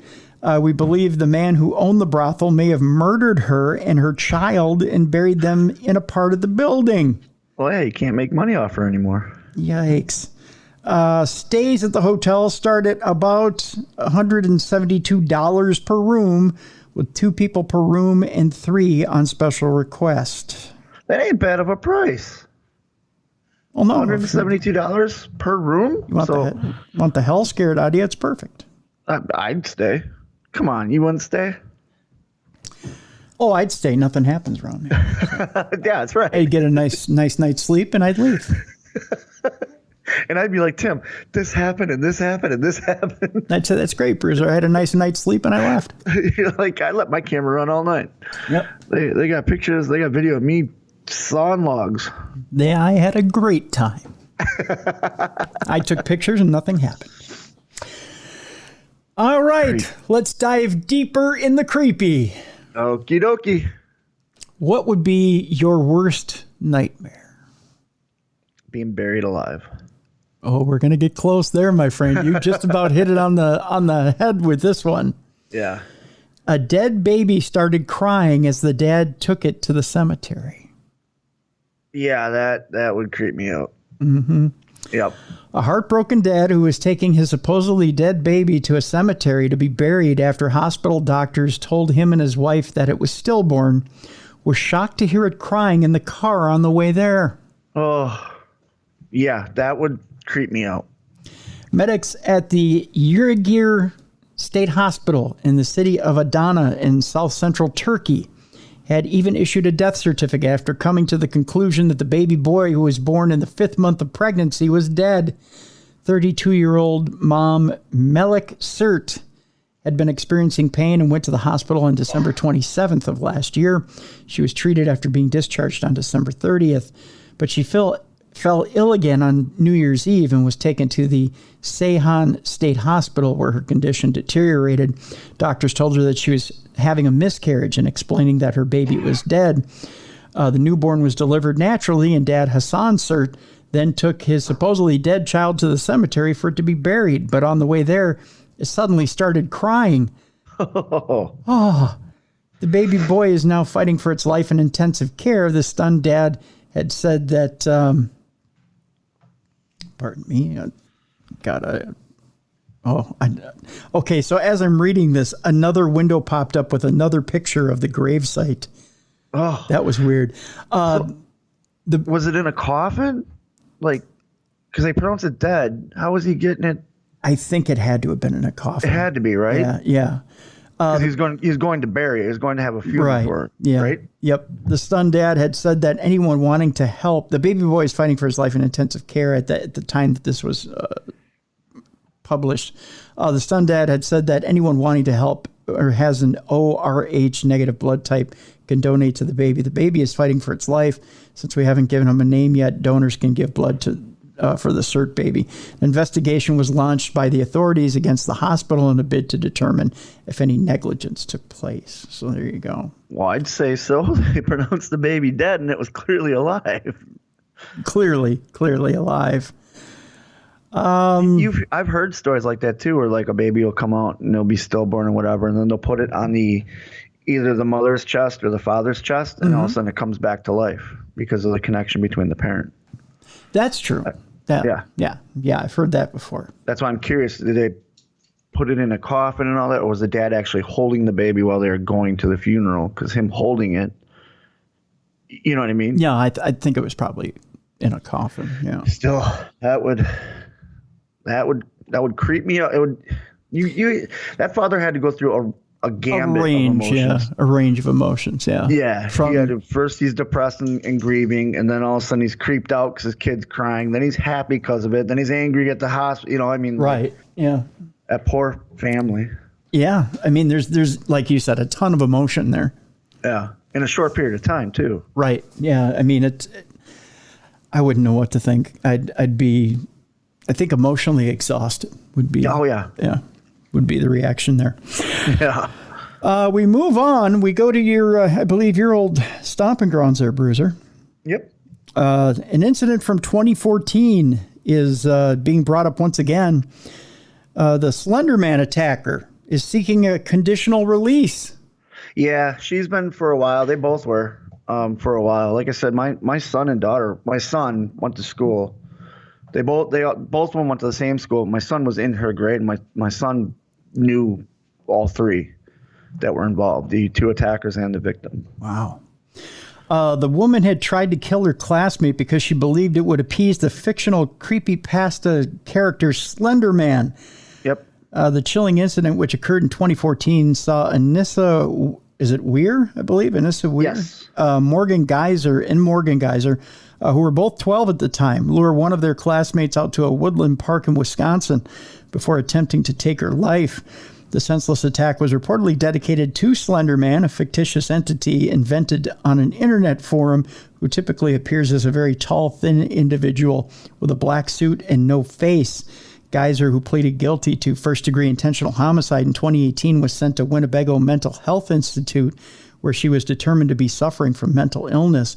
Weir, meanwhile, had also been sent to a mental health facility, but was later released on the basis that she no longer represented a threat to the public. Now, Geyser has been petitioning to be released on similar grounds. She will be subject to a renewed medical evaluation with a decision expected later this year. Yeah, she was the, I don't want to say brains behind it, but she was. And my son would say, like, she kept a sledgehammer in her locker, and her home life wasn't very good, I guess. And my son just said, because when it all came out, first of all, I'd check on my kids, especially my son, like, hey, did you know them? Are you okay? Because their whole school that whole week, they wore purple for the victim. The news was there. In fact, my son was interviewed because he knew who the girls. The victim, she came back and living a semi-normal life, which is good, but they always tried to keep her name out of everything. Yeah. But I remember the girl, the one that was at the Winnebago mental hospital, the reason they sent her to the mental hospital, because they went through that whole thing. Do they try them as adults? Do they try them as kids? How do they put them on trial? And she had said that she still believed in Slender Man, and that's why she was sent to the mental hospital, is because she still believed in everything, and that she had to appease him and all that. And I know over the years she's slowly changed. The other one never really believed. She just was following along with her friend, and that's why she got a lesser sentence than the one. Huh. So, yeah. That is bizarre. Yeah, the father, I've met the father of the one, and just not a good person. No. You feel bad for the way that she was raised, and you can see it's kind of like what you had talked about the other day on the interview, the nature versus nurture. Yeah. Sadly, when it comes to stuff like that, it's hard to, I don't know, it's hard to see how to treat someone like that. Yeah. You know? And my son said, like, after it happened, my son goes, yeah, he goes, nobody was surprised. Morgan, I believe her name was, he's like, she was weird. She wasn't bullied or anything like that. Mm-hmm. I asked my son, I'm like, was she picked on? He goes, no, she always kept to herself. And she was weird. She'd keep random weapons in her locker room. He remembers seeing her have a sledgehammer in her locker. And he always thought, wow, that's weird. Why do you need a sledgehammer at school? Mm-hmm. And, he had a couple classes and stuff, and that's all he could say was that she was weird. So when this all happened, and he always thought it was the school always thought it was weird. The other two hung out with her because they were so different, their personalities. Yeah. Yeah. So, yep, got a firsthand experience with that whole tragedy. That had to be bizarre to be that close to it. It was, and my wife and I's concern, our main concern was my son and my daughter, because they were at that school. They knew all the all three girls that were involved, and the news obviously came, and they were asking all the students questions. They're just trying to get dirt on the girls, and they didn't release the name of the victim. And everybody was told at the school, don't tell anybody, don't tell the press the name to protect her, and she's got the scars, and she's got, but she's still trying to, she does a lot of therapy and stuff. But my son said that she's coming along. They pulled her out of school, and obviously, and all that. But yeah, it was a very hard time, because it was like, how do you protect your kids from that? You know what I mean? Like, you don't know that's going to happen.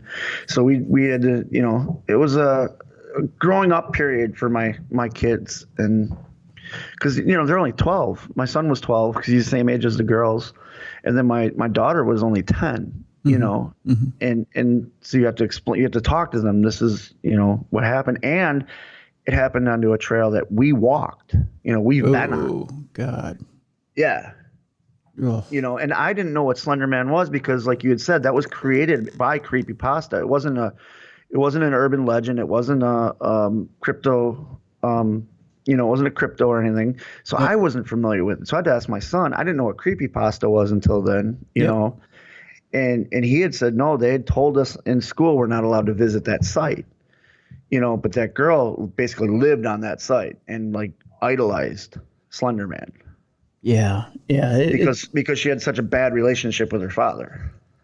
Yeah, the whole story is just bizarre. The whole story is bizarre. They all had to sleep over the night before. Then they were walking, and they took her off. And after they got done stabbing her, they only moved her a couple of feet off the path, and then went about their business. Yeah. It's a very sad story, and it's one of those things where it could have been avoided. Yeah. If the parents would have monitored their web presence, and monitor and educated the child that, no, this is just pretend, this was created for this. Yep. So. Yeah, very true. Very true. Yep. But the positive to come out of it is that that girl got help. She when she was going through her whole trial phase and all that, everyone agreed she needed mental help, not prison. Yeah. Yeah. So it is a sad story indeed. Sad story. I don't think she'll get conditional release, though. I don't. I don't either. I think there's so much trauma there. Yeah. That she's going to be under supervision the rest of her life, I think. I think you're right. Well, yeah. Yeah. Depending on what they find. Yeah. Yeah. I think so. And especially, like I said, for the years after, she would constantly say she still believed in the Slender Man, and she had to do stuff to please him. Yeah. If you're still talking about his presence and the fact that you need to please him, you're not going anywhere. Exactly. Yeah. That's for sure. And that wasn't the lawyer's plan. Like, hey, say this so you get this instead of this. No, because the lawyers they were the ones that were like, hey, we know insanity pleas are sometimes a way this girl needs help. And they did. I remember the whole press conference, all that, and they even brought in the guidance counselors, the whole thing. So, yep. Okay. First-hand experience. Scary. It is. Let's move on. I'm going to try to say this without triggering my own Alexa that's sitting in front of me. I don't want to hear no voices of a dead relative. Neither do I. Out of mine. I've got Samuel in front of me. In fact, when I say that, my thing lights up here. Does he flash at you? A little bit. Yeah. We'll see if we can get a comment from Samuel during the story here. Amazon's Alexa will soon be able to speak in the voice of a dead relative. Why do they think this is a good idea? I don't know. It says here, Amazon's Alexa will soon be able to speak in the voice of a dead relative. Should I ask Alexa if she can do that? No. No? What if she does? Be kind of fun to see if she can. Should we ask her? Go ahead. Okay. Go ahead. It's your house, so. Sure. Hey, Alexa, can you speak in the voice of my dead grandma? Sorry, I'm not sure. Oh, she can't tell There you us. go. Yeah. All right. Why not ask her if she could speak in the voice of Casey Kasem? Hey, Alexa, can you speak in the voice of Casey Kasem? Sorry, I don't have an answer for that. All right. Yeah, all right. All right. All right. That was Alexa coming in at number 5. According to CBS News, Amazon announced Wednesday at their annual REMARS conference that they have added some new updates to their devices, and one for Alexa, which allows her to speak in the voice of a dead relative. Oh, God. The idea is that the feature will help those grieving or missing a loved one. I don't think this is a good idea. No, because it's a trigger. Yeah.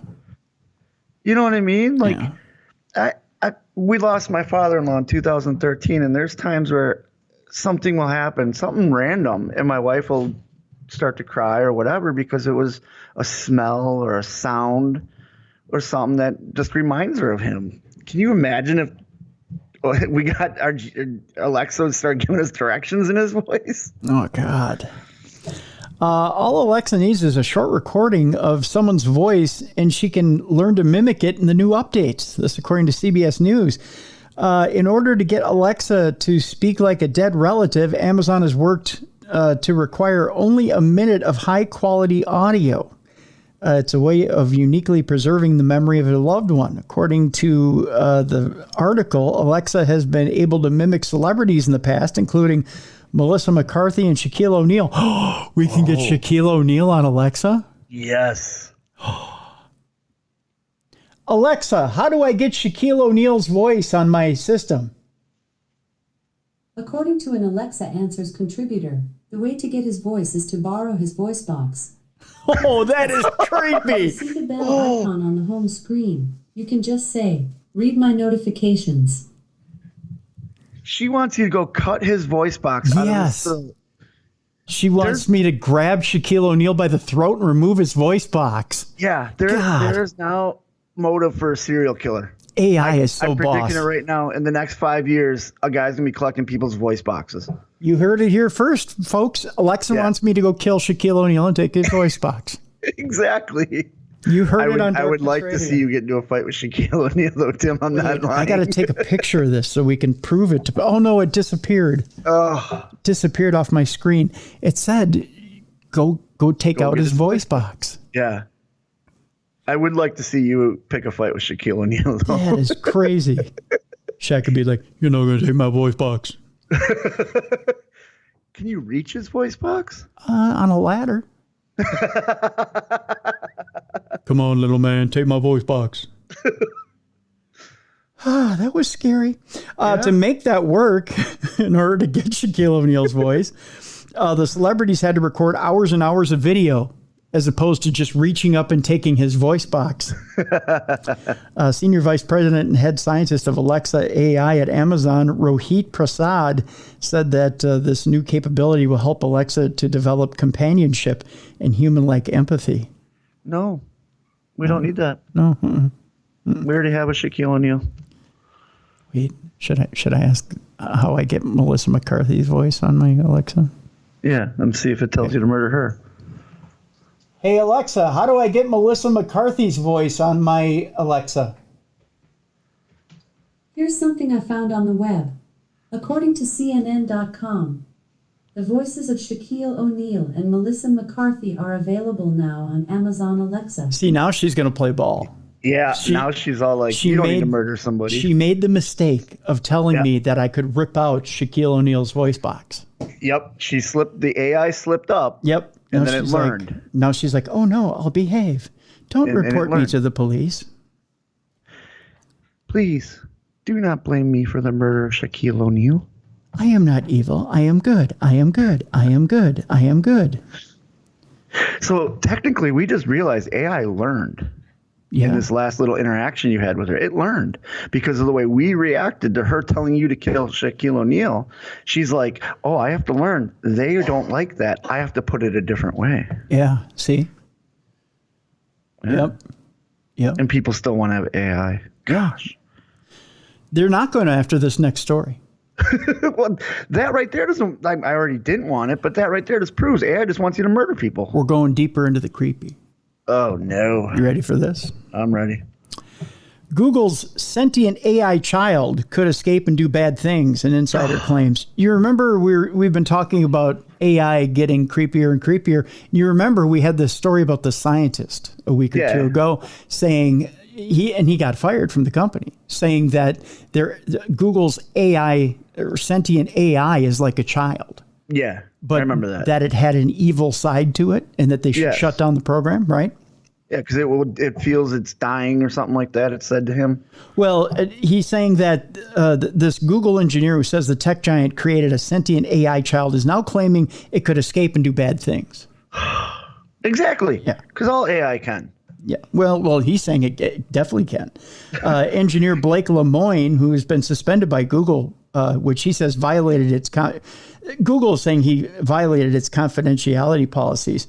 Oh God, there's a picture of this Blake Lemoine.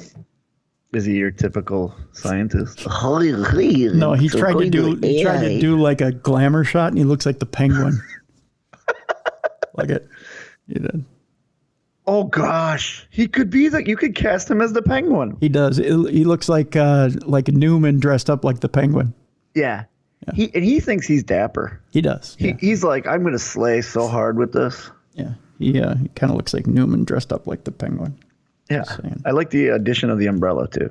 Yeah. It's like, I'll get you, Batman.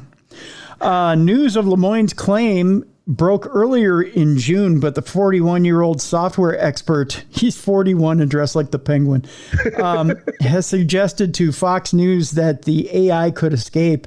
In a recent interview, he described the AI as a child and a person. He said any child has the potential to grow up and be a bad person and do bad things. Lemoine thinks the artificially intelligent software in question has been alive for about a year. The AI being referred to is Google's language model for dialogue application, or Lambda. Wasn't Lambda the organization in Animal House? No, it was Revenge of the Nerds. Revenge of the Nerds. Lambda, That's right. And the Omega Pi. That's right. Lemoine says he helped to create the software, which he thinks has thoughts and feelings like an 8-year-old child. If I didn't know exactly what it was, which is this computer program we built recently, I'd think it was a 7-year-old, 8-year-old kid that happens to know physics. Yeah, because a lot of 8-year-olds know that. Yeah. Most who knows that? Doogie Howser. Doogie Howser knows that. He was the only 7-year-old to know it. Yeah. Lemoine was a senior software engineer at the search giant and worked with a collaborator in testing Lambda's boundaries. They presented their findings to Google Vice President Blaise Aguirre-Arcus and Jen Janai, head of responsible innovation, who both dismissed his chilling claims. Lemoine was then placed on paid administrative leave by Google after violating its confidentiality policy by sharing his conversations with Lambda online. The engineer has also said that the AI is a little narcissistic and claims it reads tweets about itself. Oh, God. It vanity searches itself. It does. It's like, I wonder what I am doing today. The advanced AI system uses information about a particular subject to enrich the conversation in a natural way. It also is able to understand hidden meanings and ambiguous responses from humans. Oh, so you can't talk to it like you can Alexa. No. Lemoyne does admit that more research should be done on the AI because he doesn't really know what's happening with it. He told Fox News, we actually need to do a whole bunch more science to figure out what's really going on inside the system. That's its creator telling us that. That's its like the person that designed this is telling us to watch out. Yeah. Yep. He says, I have my beliefs and my impressions, but it's going to take a team of scientists to dig in and figure out what's really going on. On the flip side, to be fair, Brian Gabriel, a spokesperson for Google, said in a statement that Lemoyne's concerns have been reviewed and in line with Google's AI principles, the evidence does not support his claims. While other organizations, and this is a quote from him, have developed and already released similar language models, we are taking a narrow and careful approach with Lambda to better consider valid concerns about fairness and factuality, said Gabriel. Our team, including ethicists and technologists, have reviewed Blake's concerns per our AI principles and have informed him that the evidence does not support his claims. He was told that there was no evidence that Lambda was sentient and lots of evidence against it. Of course they're going to say that. In other words, the penguin is dreaming. Damn you, Batman. Foul, I say. Not just because I'm a penguin. But we're going deeper into the creepy. Oh, great. 2 stories about Tesla this week. I kid you not. Like Tesla, the creator's Tesla. Not the car, Tesla. Yeah. Oh. As if because they try to kill us too. As if it's not bad enough, Bruiser, that Elon Musk, I think, has pretty much given up buying Twitter, hasn't he? It's back and forth every day. Who knows? It's true. As if it's not bad enough that Elon Musk tried to throw $44 billion at Twitter to buy Twitter. Yeah. Evidently, we're now going to be overrun by Tesla robots. Oh, of course we are. And it's going to happen within a couple of months. I believe it. Because he's a robot himself. You think Elon Musk is a robot? Oh, yeah. He's not human. Now, to be fair, Elon himself, did you watch his Saturday Night Live? No, I have not. I try to avoid it. He creeps me out, man. Him and Zuckerberg, 2 people just creep me out. He was actually pretty funny. But he because claims, he's programmed that way for that show. Oh, come on now. He claims he has Asperger's. I can see that. I think a lot of geniuses do. Yeah. But no, he's a robot. He's a robot. He's a robot. Mark Zuckerberg's a lizard person. Elon Musk is a robot. I told you my wife's favorite conspiracy theory is the lizard people. Yeah. So I know about that. I can buy Zuckerberg being a lizard person. Elon Musk is a robot. So him planning a whole army of robots, that's how he's going to take over the world. That might be. iRobot, eat your heart out. Elon Musk says Tesla's AI humanoid robot Optimus that can walk at 5 miles an hour and deadlift 150 pounds will be ready in 3 months. Oh, so I'll be okay. I'm over 150 pounds. So you can take him? I can take them. I think I'm going to build a card around this. We're going to have a card here in the Twin Cities. And I think we'll do it. You know what? I'm going to get together with David Sabick from Heavy on Wrestling. Okay. And I think we'll promote it here in the Twin Cities. And so we go from human versus bear to human versus robot, huh? Yep. Bruiser versus Terminator is what we're going to call it. And just throw Elon Musk in there. He's a robot. Well, you keep saying that, but he's cyborg. He's a robot. Well, because he's humanoid. I think he might be human with parts. So these Tesla robots, you don't think are going to evolve to look like humans? I don't think so, no. I do. Really? Because Elon Musk is a robot. Elon Musk's car company, Tesla, will unveil its AI humanoid robot called Optimist, not Optimist. I don't think there's anything optimistic about any of them. It's a very positive robot. It is, yeah. They'll go Things are going to be great today. You're going to have a great day. Congratulate. Well, welcome. Optimus is just 3 months' time, by the way. Speaking at Qatar Economic Forum on Tuesday, Musk said a prototype of the robot will be shown off on Tesla's AI Day. Oh, there's an AI Day on September 30th. They have a whole goddamn day, Bruiser. You shouldn't. That's Judgment Day. That is now August 19th, 1996 No, used to be Judgment. September 30th. But now we're September. Yeah, but in Terminator, remember, it was August 19th, 1996 was Judgment Day. Yep. Now it's September 30th, 2022. That's right. That's Judgment Day. I'm impressed you remembered the old one. Oh, I'm T2 is, I saw that right at a pivotal point in my life. Yeah. Made such an impact on me. Huh. In fact, my wife didn't know this for the first few years we were married, but after every wrestling match I have that she's at, I give her a thumbs up to let her know I'm okay. Yep. And one of the saddest out of the lava? Yep. One of the saddest scenes in cinematic history is when he's going in the lava and he puts his thumb up. That's where I got it from. And she saw it with me one day and I was almost weeping like a baby because it's a sad, sad scene. It is, yeah. She goes, wait a minute. I go, yeah, that's where I got it from. That was just on this weekend. It's a fantastic, the whole series is great. So it's a true love story. Yeah. If you think about it. It's Reese trying to go back in time to find a woman he loves. Yep. And then a robot who loves a boy. It's ironic. I just sat and watched it this weekend, too. It was on HBO.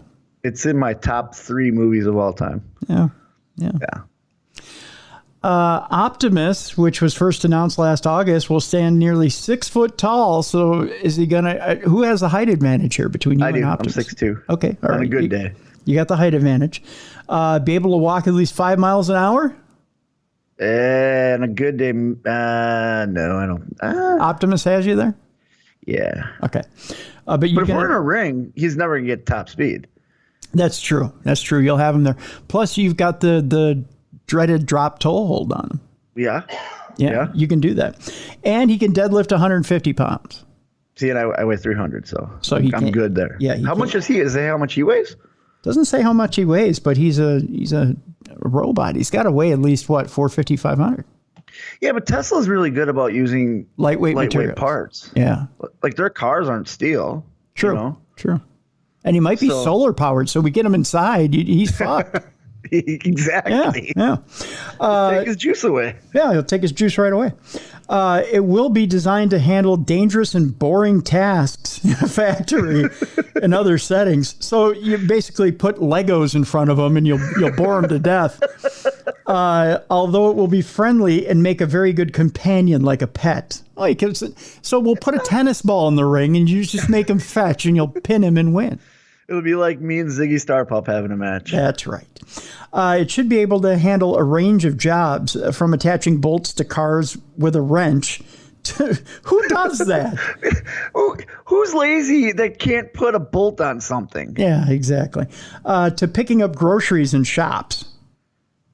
Okay, I pride myself on picking up groceries. That's that. My wife gets the groceries. I help her carry them in. Yeah, exactly. I'm not letting a robot take that over. No. Previously released renderings suggest it could look a lot like the NS5 robots in the 2004 science fiction action film I, Robot. So Will Smith is going to be slapping a lot of Optimuses around. So what this tells me is Elon Musk has never seen I, Robot. No. Because at the end of that's a terrifying movie. It is, yeah. Because they go from blue to red. Yeah. And then you're screwed. Yeah, you're screwed. Yeah, exactly. I hope that we will have an interesting prototype to show people, Musk said, speaking to British journalist John Micklethwaite from a live link up at the forum, which is taking place in Doha. He said, we will have a very talented team at Tesla that I'm working with closely to have a prototype humanoid robot ready by the end of September. And I think that we are tracking to that point. The Tesla bot is set to include the autopilot computer used in the company's electric cars. Oh, great, because those crash all the time. I was going to say, yeah, we've heard positive reviews on that, haven't we? Yeah. That will allow the humanoid to recognize real-world objects, although the robot will have its own customized sensors and actuators. Tesla's autopilot cameras will be fitted in the front of the bot's head, and its inner workings will be powered by the company's full self-driving computer. We all know how good that thing is. Oh, yeah. Yeah. So it's basically going to walk itself into a lake. Pretty much. It'll be Aquabot. I am underwater. Can somebody fish me out of here?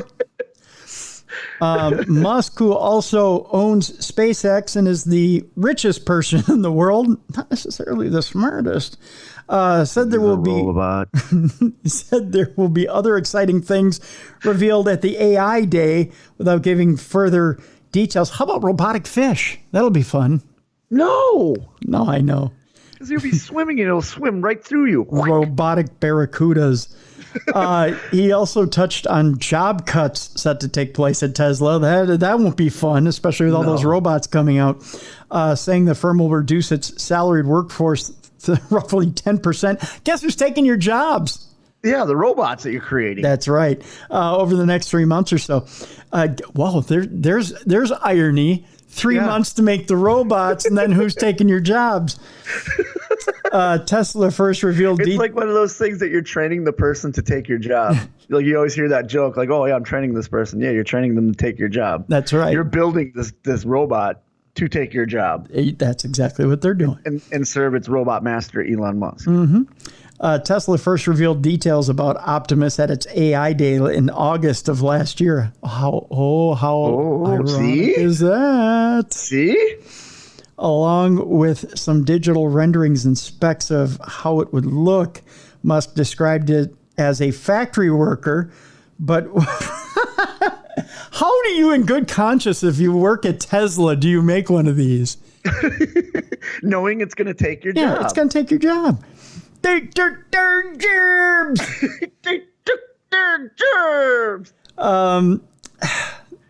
But one that would also make an incredible buddy like R2-D2 or C-3PO for the everyday user in the home. Who thinks that C-3PO was an incredible buddy? He was an incredible pain in the ass. Yeah, but you know what? C-3PO could never hurt you because he couldn't bend his arms and he couldn't bend his legs. Oh, good point. And he was only a language droid, which is fine. I'm okay with that. Yeah. R2-D2, he's fine too because he could only wheel around. In order to get away from R2-D2, you just had to go upstairs. But R2 was always whistling in the worst situations, like when you needed to be quiet and there were stormtroopers coming. That's true. Yeah. That's true. It could develop a personality over time that is unique. It's not like all the robots are the same, the billionaire said on the Lex Friedman podcast in December. That personality could evolve to match the owner or whatever you want to call it, he said. I don't know. I don't know. He went on to say. Musk noted that unlike killer robots, the Tesla bot could be overpowered by the average human. There you go. See, I'd win. Yeah. He has previously said that Optimus could be launched into... At least he's thinking. Yeah. I'll give him that. He's like, well, if the thing went nuts, you could overpower it and kill it. That's a plus. Yeah. So if you want your job back, just kill what you created. He must be listening to the show. Well, if he is, I hope his programming's okay. Because he's a robot. So. I hope so. He has previously said that Optimus could be launched in 2022 and who could address... global labor shortages. So basically, Tesla is getting ready to take jobs. The other Tesla story we have is that if you're looking forward to that robot and you really want it in your home, keep this in mind. Okay. A Tesla spontaneously caught fire while sitting in a California junkyard. So you're sitting at home. Telling me that if I get this buddy robot like he wants and I have it plugged into its dock, it could just all of a sudden spontaneously combust and burn my whole house down. Like that. Northern California firefighters used 4,500 gallons of water to put out a fire in a Tesla Model S. Jeez. 4,500 gallons of water. Just think of what your house would have to use in order to be put out. For one car. Yeah. to a Tesla Model S that spontaneously burst into flames and kept reigniting in a junkyard earlier this month. The electric car had sustained major damage in a crash 3 weeks before and was scheduled to be dismantled when it caught fire. The vehicle was fully involved with fire on arrival and took a significant amount of time, water, and thinking outside the box to extinguish, according to the fire department. So in other words, we don't know how to put this goddamn thing out. Yeah, we don't know what's in it. We don't know how to put it out. So yeah, go get that robot. On sale soon. It says crews knocked the fire down, but the car kept reigniting and off-gassing in the battery compartment. Working with the on-site wrecking yard personnel, the Tesla was moved on its side to gain access to the battery compartment underneath. The department said even with direct penetration with water, the car kept reigniting because of the residual heat. Responders eventually had to make a small pit, place the car inside, and fill it with about 4,500 gallons of water. Jeez, they just soak it. They did more than soak it. They tried to get a hold of Elon, too, to figure out how to put it out, but he was recharging at the time. That's true, yeah. Well, he was recharging. Yeah. Tells him I am busy, tells him I am busy, tells him I am busy, tells him I am busy. The pit ultimately reduced the total amount of water needed, the department said, and limited the runoff of contaminated water. So basically they put it in a pool. Right, but key word to that sentence, Bruiser, contaminated water. Oh, yeah, yeah. Because the battery is contaminated. Yep. Tesla and other electric vehicles have been known to have issues with fire, by the way. Keep that in mind when you go get that robot. It can be difficult to put flames out because the vehicle's lithium-ion batteries keep burning until all the energy is released. It can take as long as 24 hours to put out, according to a guide for first responders. This is like a superhero origin story when one of the firemen fall in the water and he gets like all the powers. Yep. And now Elon Musk's robot army he's fighting them. Yep. That's his whole purpose. We're going to have a group of Atomic Man superheroes running around after trying to put them some bitches out. 2 more stories. I know you've been inundated with stories today. Inundated, folks. I know. And then I have some good news at the end of all this. I'm just saying. I have some good news, and it's a giveaway. Oh, all right. Yeah, we're going to give you free something. Stuff. We're going to give you something at the end of this deal. Okay? How do you like that? That's how much the Cruiser and the Bruiser love you. We're going to give you something. We're going to give you free stuff. I'm going to say 3 words that are going to make Bruiser laugh. You ready for this? Yep. Tornado of midges. Told ya! Am I lying? If I'm lying, I'm dying. Tornado of midgets. Sounds like a great No. I didn't say midgets. Yeah, you did. No, I said tornado of midges. I thought you said midgets. Midge is. What's a midge? It's what we call my sister's best friend. We call her Midge. I thought you said the other word. No, you can't. We're not supposed to say. You can't say that word. I know it's little people, but no, you've been wrestling too long, my friend. You can't say that word. Wrestling. Yeah, that's what I thought you said originally. That's why I'm laughing. Tornado of midges. I didn't say little people. I didn't say dwarves. Yeah. I said midges.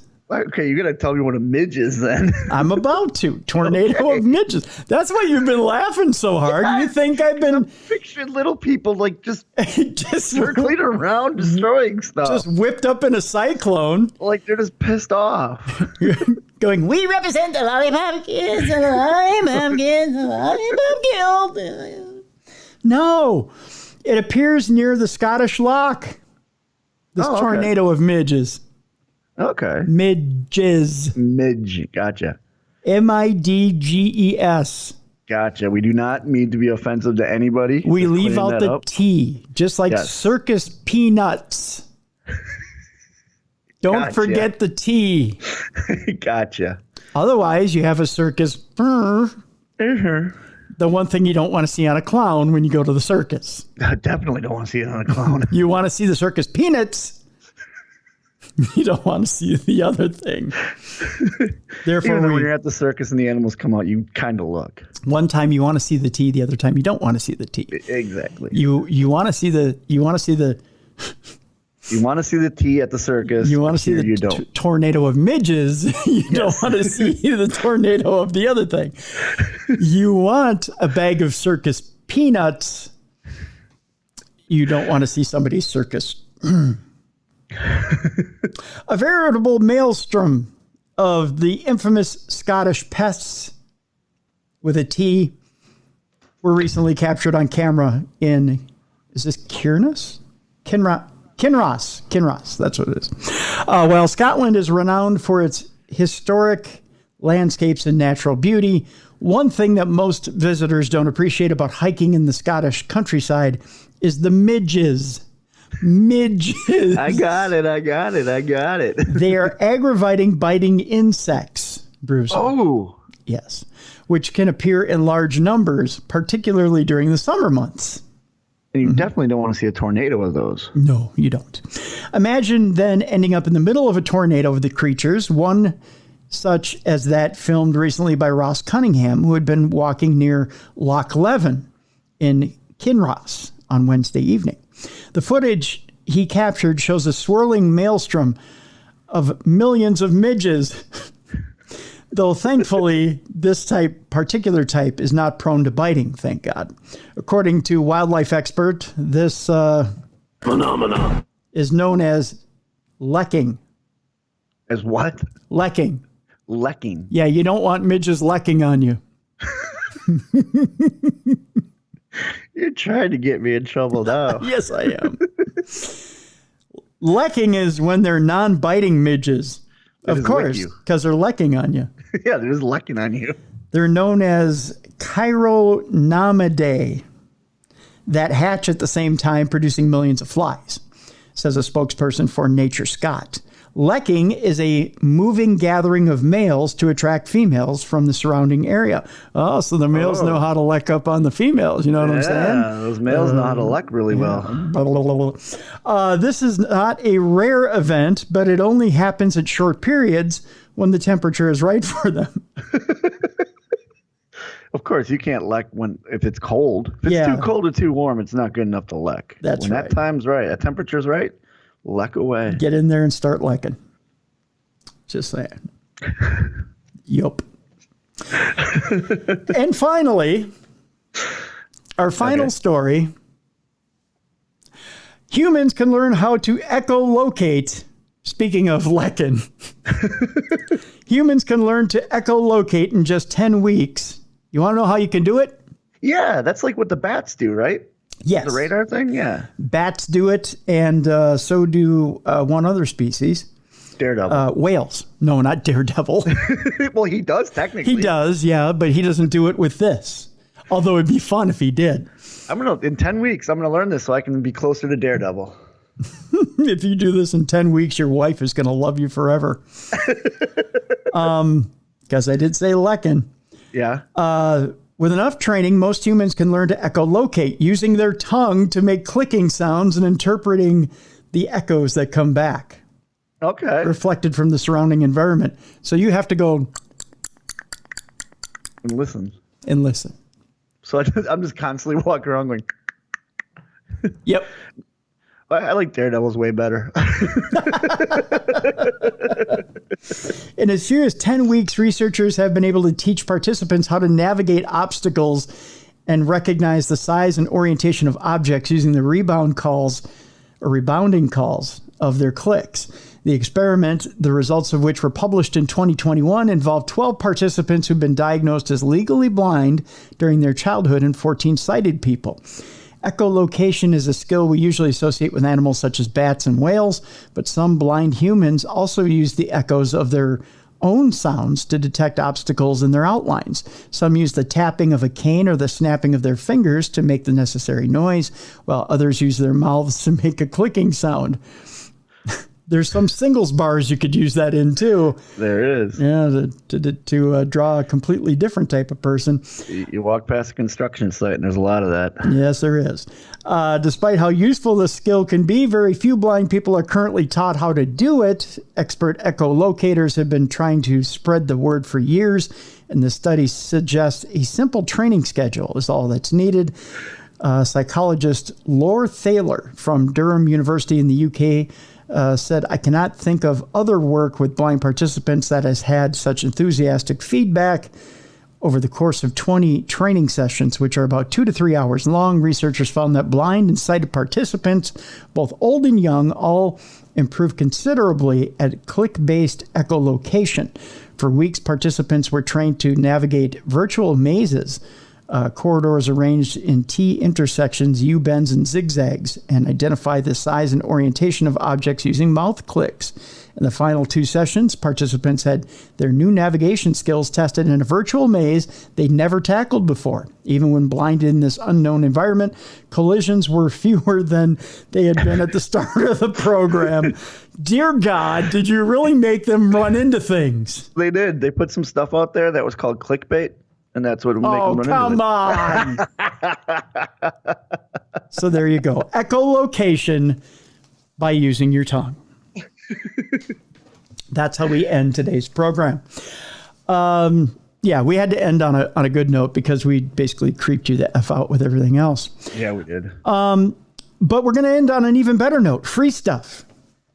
Last week we had, speaking of Bruiser, I'm going to send you a PDF copy of 2 books from a guest we had on last week, Karen Anderson, our animal communicator who was on. Yes.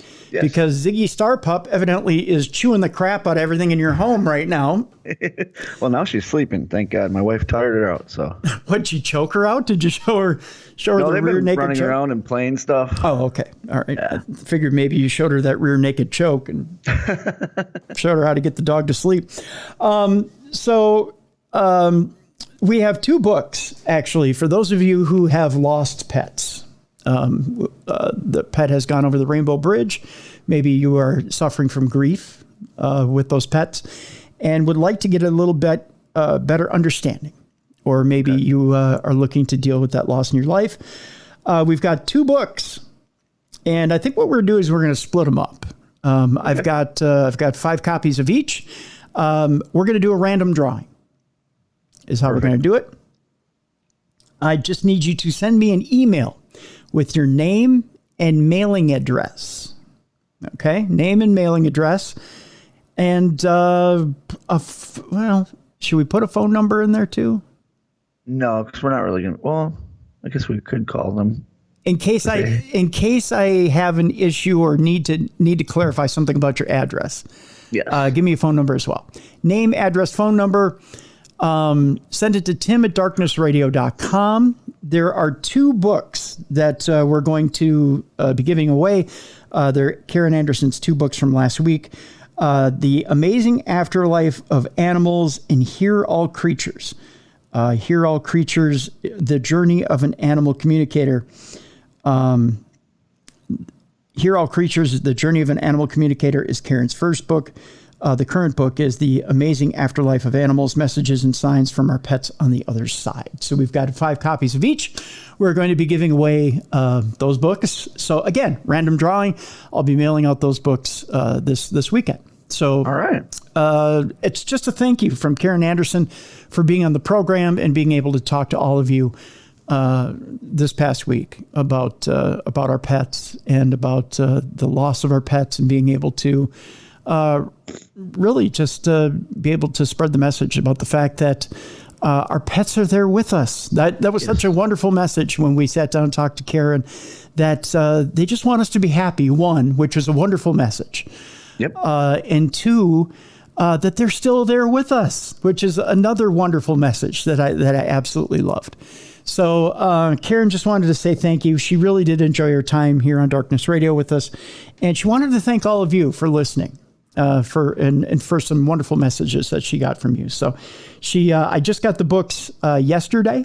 So she wanted to give away 10 random copies. So that's what we're going to do. And I'm going to send Bruiser. I'm going to send Bruiser because there's some tips in there too in those books about when you're communicating with animals, what they mean by certain things. So I'm going to send Bruiser some PDF copies so he can figure out what Ziggy means when he's she's chewing everything in sight. Yeah. So that's what we're going to do. Tim@darknessradio.com, your name, your address, a phone number. And in the subject line, just write free book. There you go. Yeah, perfect. Just free book. That's all I need. And flag it is important. And that's what we'll do. That's what we'll do. And I will pick 10 people at random. And you'll get a copy of one or the other. You don't have to state if you want one or the other. I'm just going to choose at random. Yep. I'm going to put your name in a hat. I'm going to draw. You're going to get one or the other. So that's how we'll do it. Okay. Perfect. Free stuff. Gotta love free stuff. Free stuff. That's how we do it here at Darkness Radio. Again, like I said, we're going to have surprises for you guys. We're going to have fun stuff for you guys. Just because we love you.